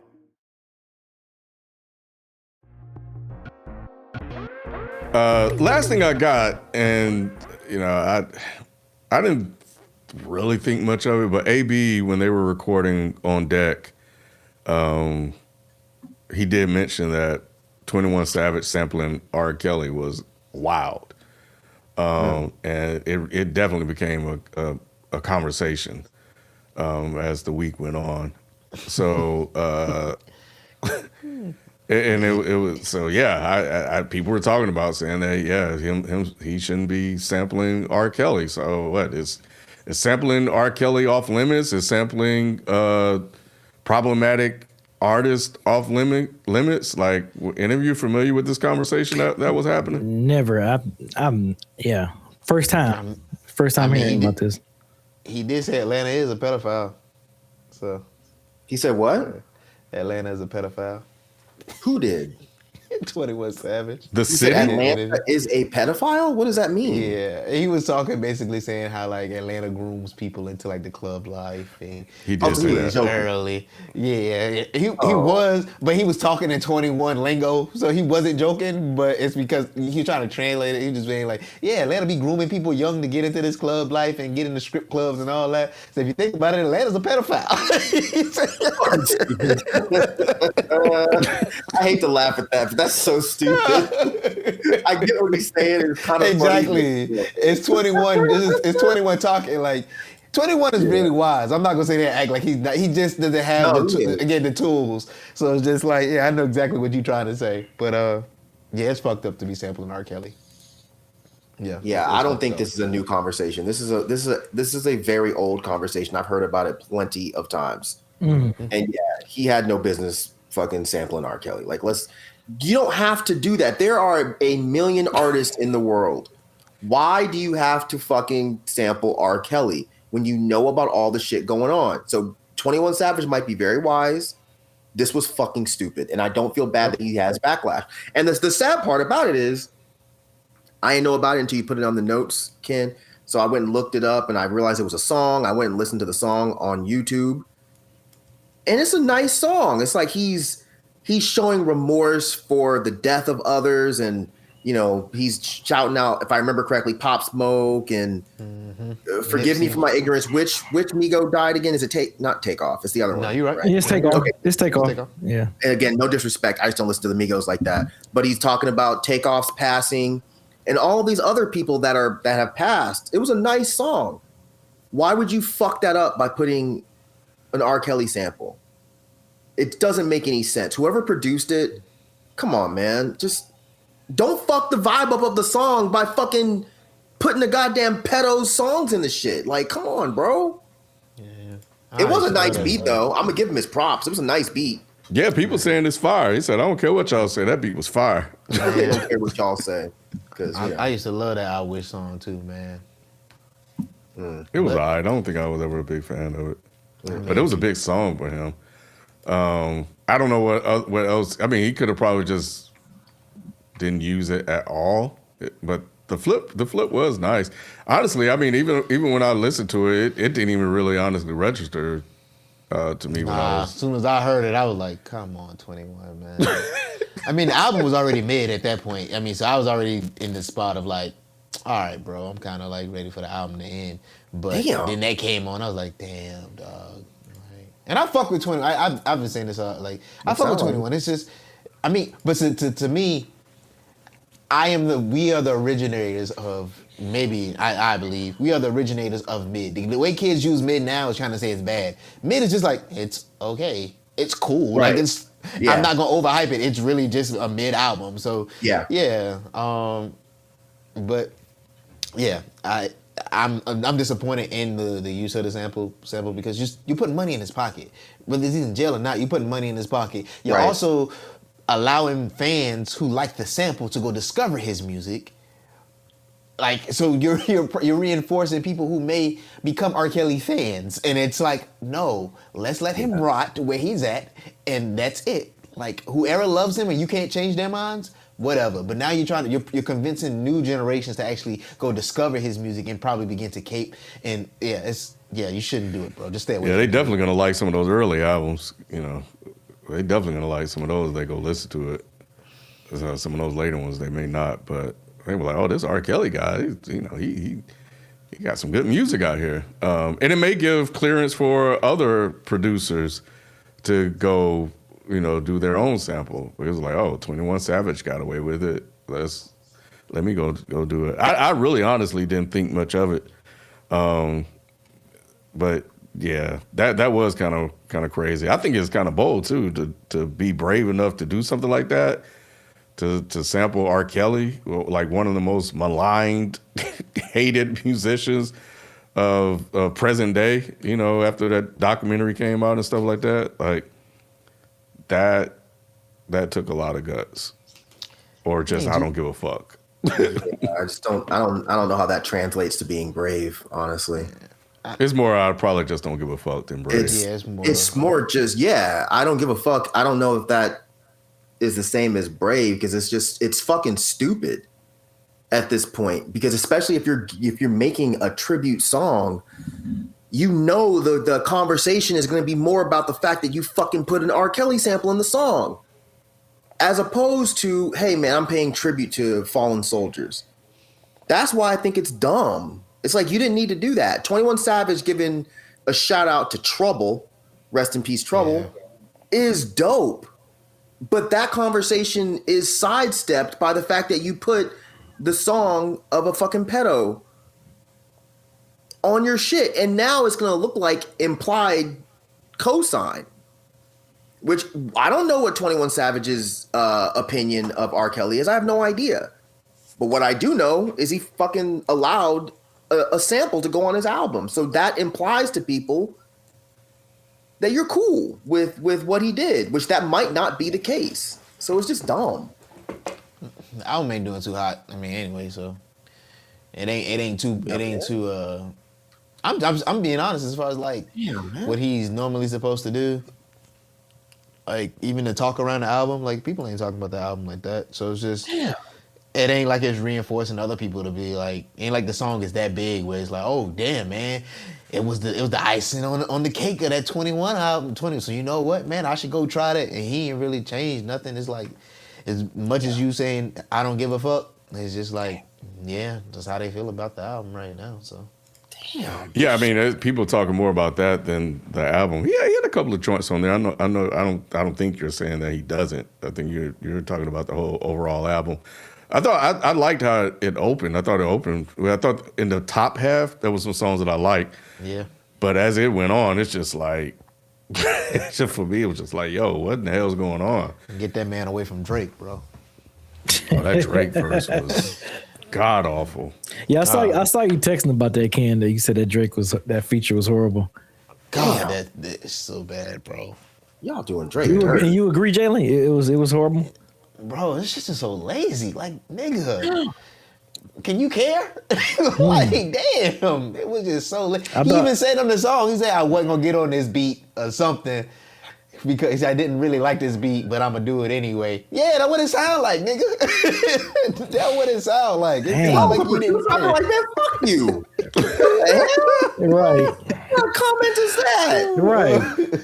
Bitch ass. You ain't excited for Iceman, Jalen? I'm excited for the results of Iceman. That's what I'm excited about. Because I don't think he has the self-awareness to realize, bro, you need to just go sit still and deal with life and then come back. I still think there's talent in Drake. I just don't think he's self-aware to realize, bro, I need to go sit down and have a life and deal with a lot of shit I'm dealing with. Have you ever thought that maybe... Oh, go ahead, Ken. No, I was just going to say, I think it's almost at the point where even if he did drop something that was good, people still shit on it. Matter, bro. You think people gonna shit on it regardless? It's starting to feel that way, B. It's starting to feel that way because they've heard all of Drake's tricks when it comes to music. Mm-hmm. So I don't know if there's anything he could go to that will work. You know, so I think he's reputationally he's damaged. Again, I could see that to a degree just because it's Drake and because people loved the fact that Kendrick did what he did to him. But I could also see the opposite where if he comes with a song that's just undeniable, people don't care enough about his allegations to side with anybody at that point. It's popular right now to shit on Drake. You know what I'm saying? I spent the first fucking 7 years of Dead End Hip Hop shitting on Drake. I guess all of us kind of did, except for FIFO and Rod. And people fucking hated it. People got pissed off, you know. But now that it's cool to hate on Drake, everybody's jumping on the fucking bandwagon. Oh, yeah, man, Drake was never good. No, Drake can't rap.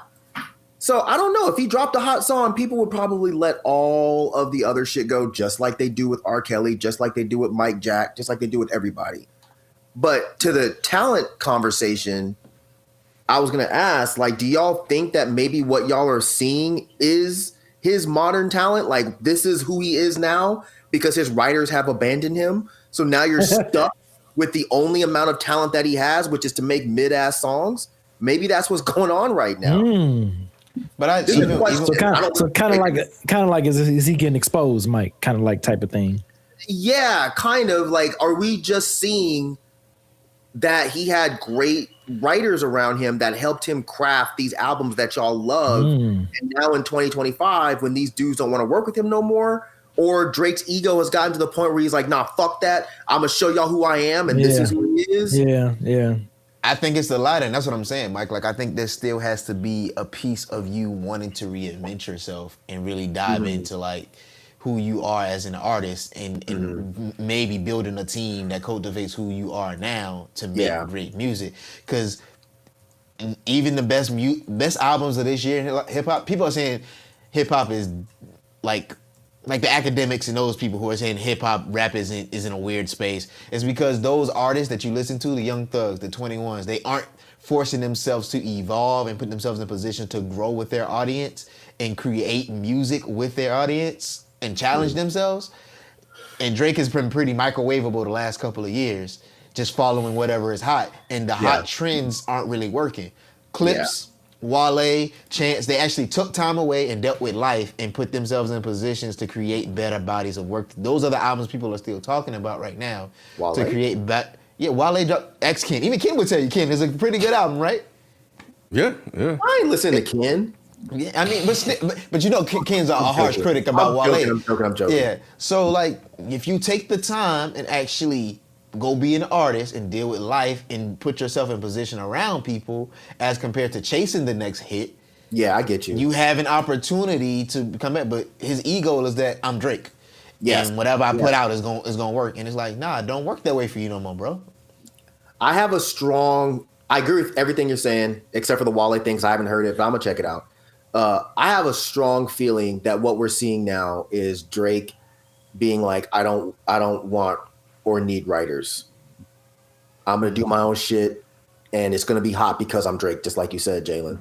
I think that's what we're seeing. And eventually he's going to go back and be like, all right, man, maybe this ain't working. Mm-hmm. Go call Chris, go call Brad, go call Brandon, go call Billy and have them make me a song.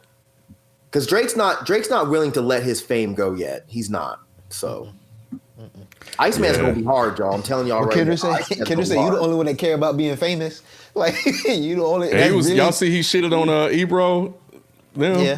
Yeah, but I get why he shitted on Ebro. You know, Ebro's kind of wishy-washy sometimes, man. Mm-hmm. You know, and I haven't agreed with a lot of what Ebro said. I agree with a lot of his Drake takes, but I can see why Drake would be mad. I can't blame Drake for being like, man, fuck Ebro. I'm glad your little show ended. Y'all see the replacements that they're gonna have. I hear the Funk Flex thing isn't actually real. No, it's a whole new group of people that's replacing. Oh, really? Yeah. No, I didn't see that. Yeah, I'm gonna see if I can find it. Yeah, it's like a social media person, a comedian, and then I forgot. It's like the woman. She's a journalist, like some type of journalist. Breakfast Club template. That's what it sounds like, but they not gonna. I gotta find it. Hold on. They're not gonna win like that because like. At this point, when it comes to a battle of the airwaves, you have to put people in there that everybody knows. And if this is a bunch of motherfuckers that y'all just think are smart and cool, but nobody knows who the fuck they are, it's not gonna fucking work. I'm putting in the text and in the thread. The Breakfast Club had to work for years to make that shit relevant. And they got to where they were because they kept doing it. But like, I just don't know, man. Yeah, and they had moments. But the Funk Flex thing, I thought that was just temporary until they got somebody in there permanent. It was. Nobody's trying to wake up in the morning and listen to Funk Flex dropping bombs. Nobody. Nobody, bro. Let's just get the hell out of you. Is this real though, B? Because I don't know. Yeah, that's gonna be. I gotta see. Shit. Anybody listen to their new podcast? Whose new podcast? What is it? Ebro, Rosenberg, and Lauren? No, because I hate to say it like this because I know I've said I don't really care for Parks, even though Parks seems like a good guy. I have that same feeling with Rosenberg. There's something about that guy. He's probably a great guy. You know what I'm saying? There's something about him that fucking irks the shit out of me. I don't know what it is.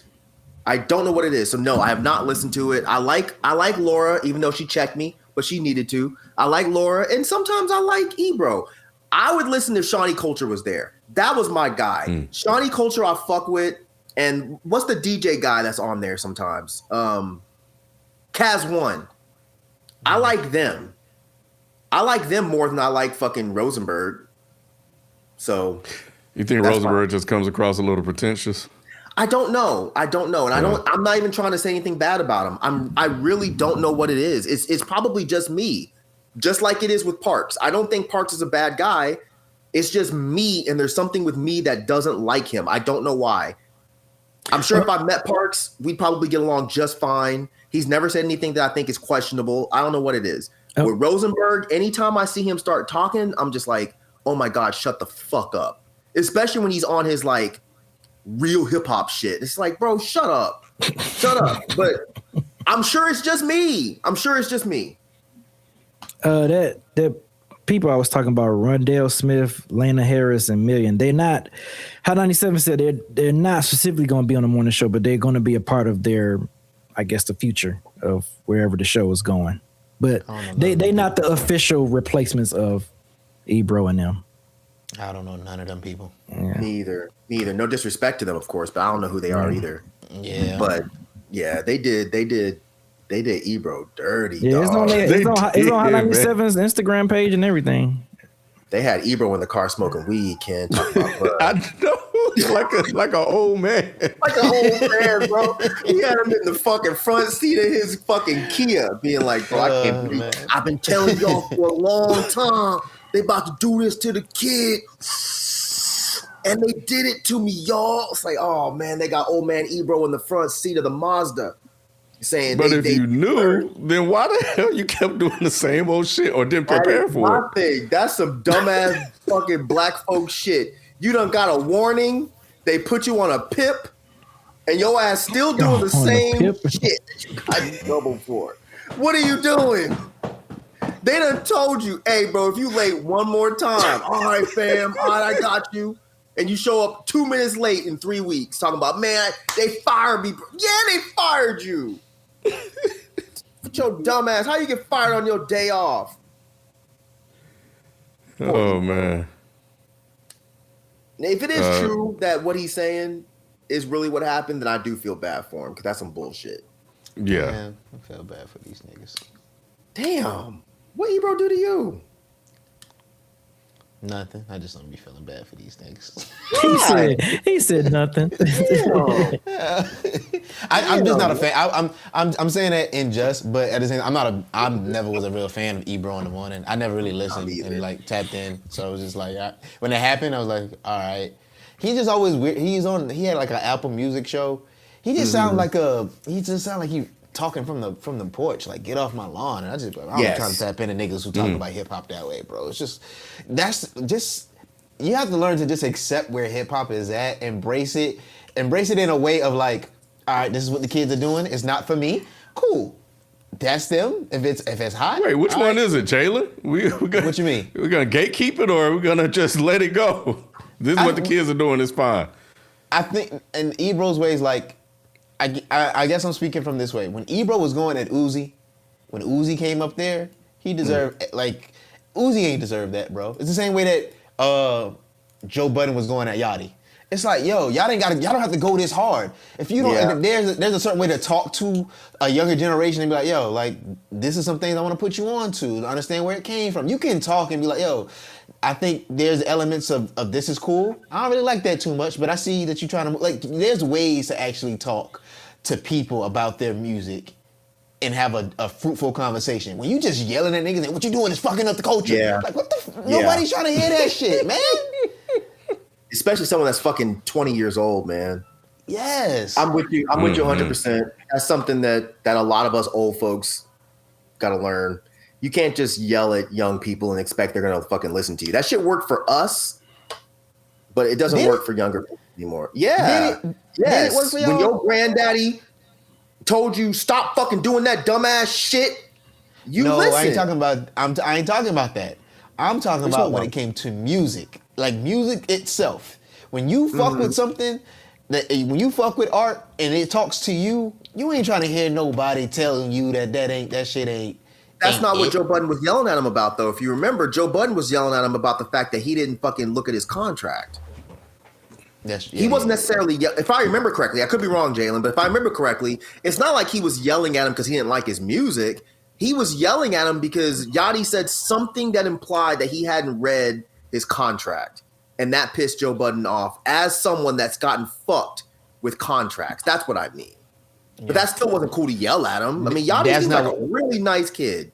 That's not what Ebro was doing. That's why I'm Ebro was more like, this ain't hip hop. I'm like, bro, come on, man. That's corny, bro. Dog. What the fuck? That's corny. Like, you're on a fucking syndicated radio show and you trying to act like you're the fucking underground king yelling at some mainstream rapper, man. But you calling Sean Price what do you call Sean? A minor league. Minor league rapper. Yeah. Man, shut the fuck up. But it's some bullshit. Right. Like, you're yelling at fucking Uzi, but you're saying the same shit when you put Sean Price in that fucking category. Exactly. And you don't explain yourself properly. So it's like, Ebro talks out both sides of his face sometimes. Yeah, that was fucked up. And I think that that was one of the things that they were saying about him is that, you know, he is why artists don't want to go up there to do interviews and shit. He's an asshole. You know. I mean, Laura always seemed really sweet. Shawnee seems really sweet. I don't know, Rosenberg is whatever. I wouldn't want to go up there if I was an artist because Ebro seems like a dick. Hey Kim, before we move on, so I mentioned Chance. Oh, that was the last thing. We're pretty much done. Mike, did you listen to the Chance album? Nope. Damn. I mean, I like Chance. I've never been on that bandwagon of Chance the rapper is the best thing happening. I've just never been there. I think he's a great rapper. I just don't care about his albums like that. Yeah, I think he rapped his ass off on this one. Like he made up for that last one. That's all. It's definitely much better than that last one. I re-listened to it. I didn't get a chance to say this on live or finish but I did re-listen to it, and it was a lot better than that. Second half is the issue that I had. The second half was actually a lot better this go round than I remembered. So I know Top Heavy, I love damn near all of those joints, but that second half was definitely a lot stronger than I remembered. I'm with you there. It come in hot. Them first couple of songs. So then you get to that second half, you like, all right, bro, what you doing here? Then you got to really, I get your point. Chance doesn't make music for me. He never has. I think these songs will probably resonate with you a little bit more. I'll check it out then. It's like a lot of black shit, like a lot of talking about black people getting their shit together and like what's being done to us and shit. And it ain't no Koofy type shit. I mean, nah, I just kind of you shouldn't have said that because now I'm just like, okay, are you only doing that because you failed on your last album? So now you're like, let me talk some pro-black Chuck D shit to bring people in? Nah, I think it's just a lot of maturing because his pops has always been on that. Like his pops, he's raised around that, and the reason why he don't fuck with Obama is because his dad did a lot of shit to help Obama get to the position he was at and was really pushing him to do more pro-black shit. And then Obama threw his dad to the side. So, damn, that's fucked up. How you throw his daddy to the side? So yeah, he was raised around a lot of the shit he talking about. The album's named Starline after Marcus Garvey. So like, yeah, he talking about some shit on there. I'm gonna check it out. Today. I'm about to clean the house today, so I'm gonna throw it on, see if it's worth a fuck. Yeah, salute the Chance. Yeah, the content on a good number of those songs are really good in terms of what he's rapping about. That was really good. But yeah, I think it's a good comeback story for him. You know, because he was down and out. He was done. It was bad. It was bad. It was bad. I agree with y'all. It was bad. That fall from grace was it was quick. Yeah, yeah. I'm glad he came back though. That's dope. So Drake, there's hope. I think it's two different things. Drake shit ain't never been. But I think he's access to white folks. Drake can get the white folk back. It's gonna probably be. I don't know. I don't think the white folks left him.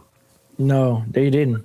It was us that left him. No, they have left because a lot of he's been more on the tough guy shit. He's been trying to be more on the tough guy shit a lot. I don't know, Drake bro. Yeah, but the white folks probably like that. Yeah. That just plays into their stereotype of black people anyway. And they probably look at it like, well, he's only half black. That's why he's only half tough. You know? Half tough. He only fights with one side of his body. Right.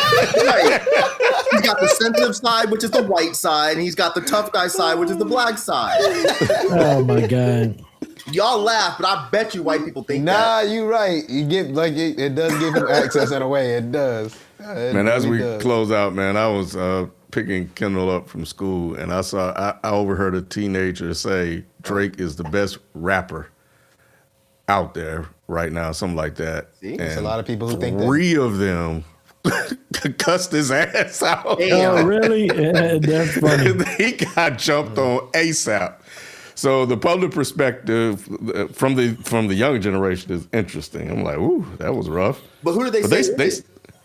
They didn't really say it. They were like, man, get the fuck out of here. Drake ain't shit. They were like, Drake is awful. Drake's not a good rapper. He's just popular. That sort of stuff. But it was interesting to hear. So he got some work to do, man, because if the young kids ain't fucking with you. Wow. That's crazy. I know y'all ain't seen my Instagram, but this week I was a proud uncle because my nephew. Well, I'm saying this in this because my sister videotaped my nephew. Oh. And he was like, "Mom, I want to hear I was like, He want to hear Family Ties. And so, damn. He loved family. Like my mom, she was playing something else and she had to put it on for him just to be happy. He was in there looking at it. He's like, "Yeah, mommy, it's Oh man. I mean, if you really think about it, I know this ain't no dead end conversation, but if you really think about it, can you imagine being Drake right now and having to go through that? I am just happy he has not unalived himself. I'm being sincere. I am glad he has not. Man. Jesus, I would have. I'm not even gonna lie to y'all. This victory lap that's been happening since Mike. I guess Mike. How did you recover from this, bro? But again, I get y'all when y'all say that, and I would be more sympathetic. But you did this to yourself. Mike, I can't give it to him because it's like Kendrick told you not to do it, and there was multiple ways. Like you didn't have to even put these allegations in this song and do that to that man. He told you don't do it. Don't do it. And you refused because your ego was like, I'm fucking Drake. I do what I want. I'm the best. And look what happened to you. So these are the consequences of your actions. I can't be but so sympathetic for you. I'm not excusing the actions. I'm just saying I'm glad that this man is still on this earth because there's no fucking way I could live through even though he did bring it up. We were just talking about Kai Cenat and people looking at him and being like, well, you got money, so there's no reason that you should be depressed. I look at this the same way. You started the fight and you got the fuck beat out of you. Man, a celebration. A celebration among hip hop culture of you getting fucking ass whooped. But I'm still looking at it like I'm just glad this man lived through it. I don't want to see nobody leave this earth over no bullshit. Yeah, I got you. I'm just glad he's still here. Mike, I don't like his music. I think he's kind of an asshole. I think his music has always been kind of doo-doo. But I don't want to see no black man. Mike, his mental is it got to be effed up, bro. It has to be. His mental is dead. It has to be. This other shit he's doing is fake posturing. This man is in hell. We talked about mental health. Yeah. You got all the money and the access to go sit in a corner and talk and try to work through it, but you refuse to. You want to be on social media with your chest out, acting like ain't nothing bothering you when everything bothering you. Like you have the capabilities more than anybody to go sit your ass down and not be seen, let people forget about you for a while, and me go deal with my mental health. But what you do is I rather poke on other people. I rather poke other people. I rather not deal with myself, my bullshit. So I can only feel sorry for you so much, bro. There's only so much you asking for me to do for you. I'm with you 100%, but I also think that you got to know you have a problem in order to go get help. I don't think Drake knows he has a problem. Drake is looking at it like the world is against me, bro. But you shouldn't have been messing with them little kids and this shit wouldn't have happened. Well, you should have listened to Meet the Grams a little bit harder because he told you everything that was wrong with you in that damn song. He talked to that man's soul. He talked to that man's soul and Meet the Grams, bro. I'm waiting for Drake's pictures to come out on that fucking island, dog. Drake's team is something else. Drake's thing. Oh man. All right. We're going to leave it there before we get in trouble. B, man, I'm glad we got a chance to do this show, man. Have one last show with your brother. Yeah, because I was just like, damn, I thought last Sunday was it. And like, I thought B was mad at y'all. I wasn't mad. I was like, damn, that's our last show. I said, he was mad. I'm like, damn, we ain't shooting this Sunday. So I'm glad. Yeah, I'm glad we was able to record it. Yeah. You know how the old folks say, B, don't be no stranger now. I know, right? He will, though. He will. I won't. No, I won't. He will.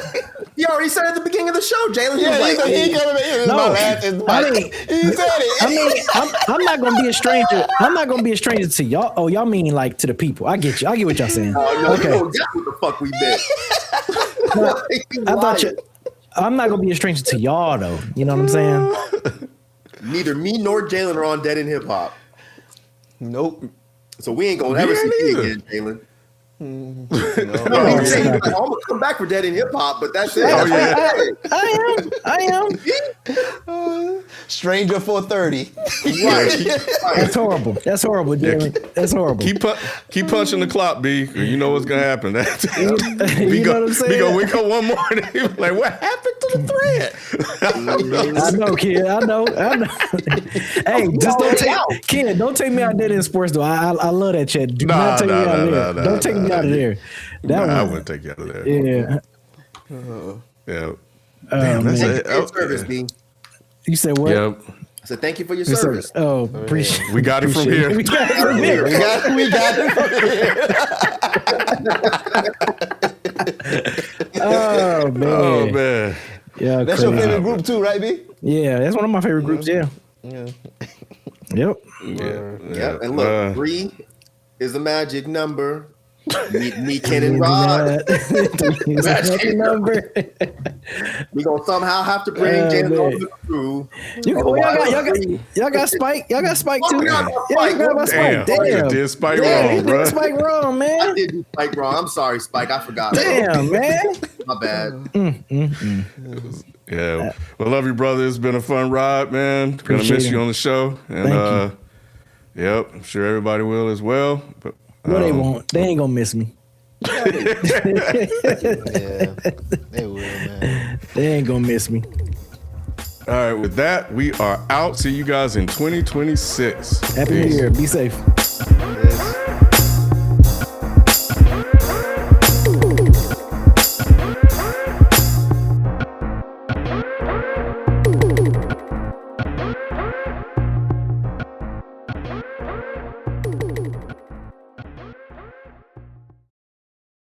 Aging is inevitable, but that doesn't mean you have to give up the activities you enjoy. This holiday season, talk with your family members about ways everyone can build healthy habits that help support brain health. Visit stayingsharp.org/health.